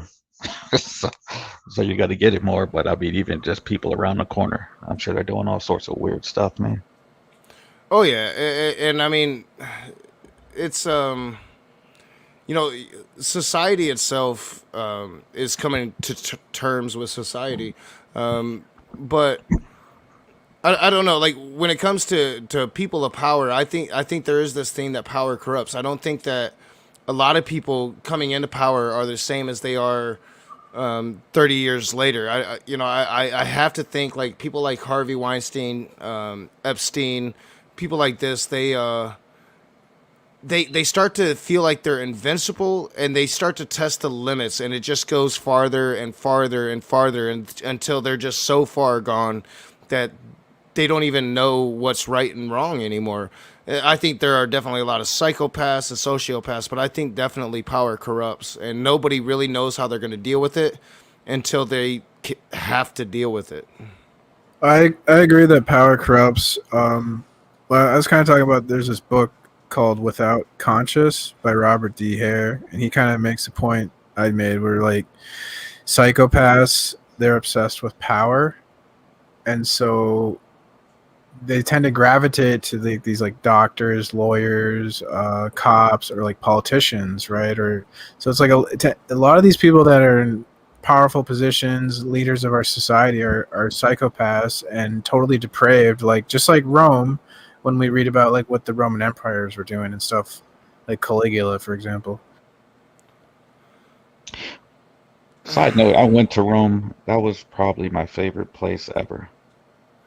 I've always wanted to see Greece, and Rome would probably be number two.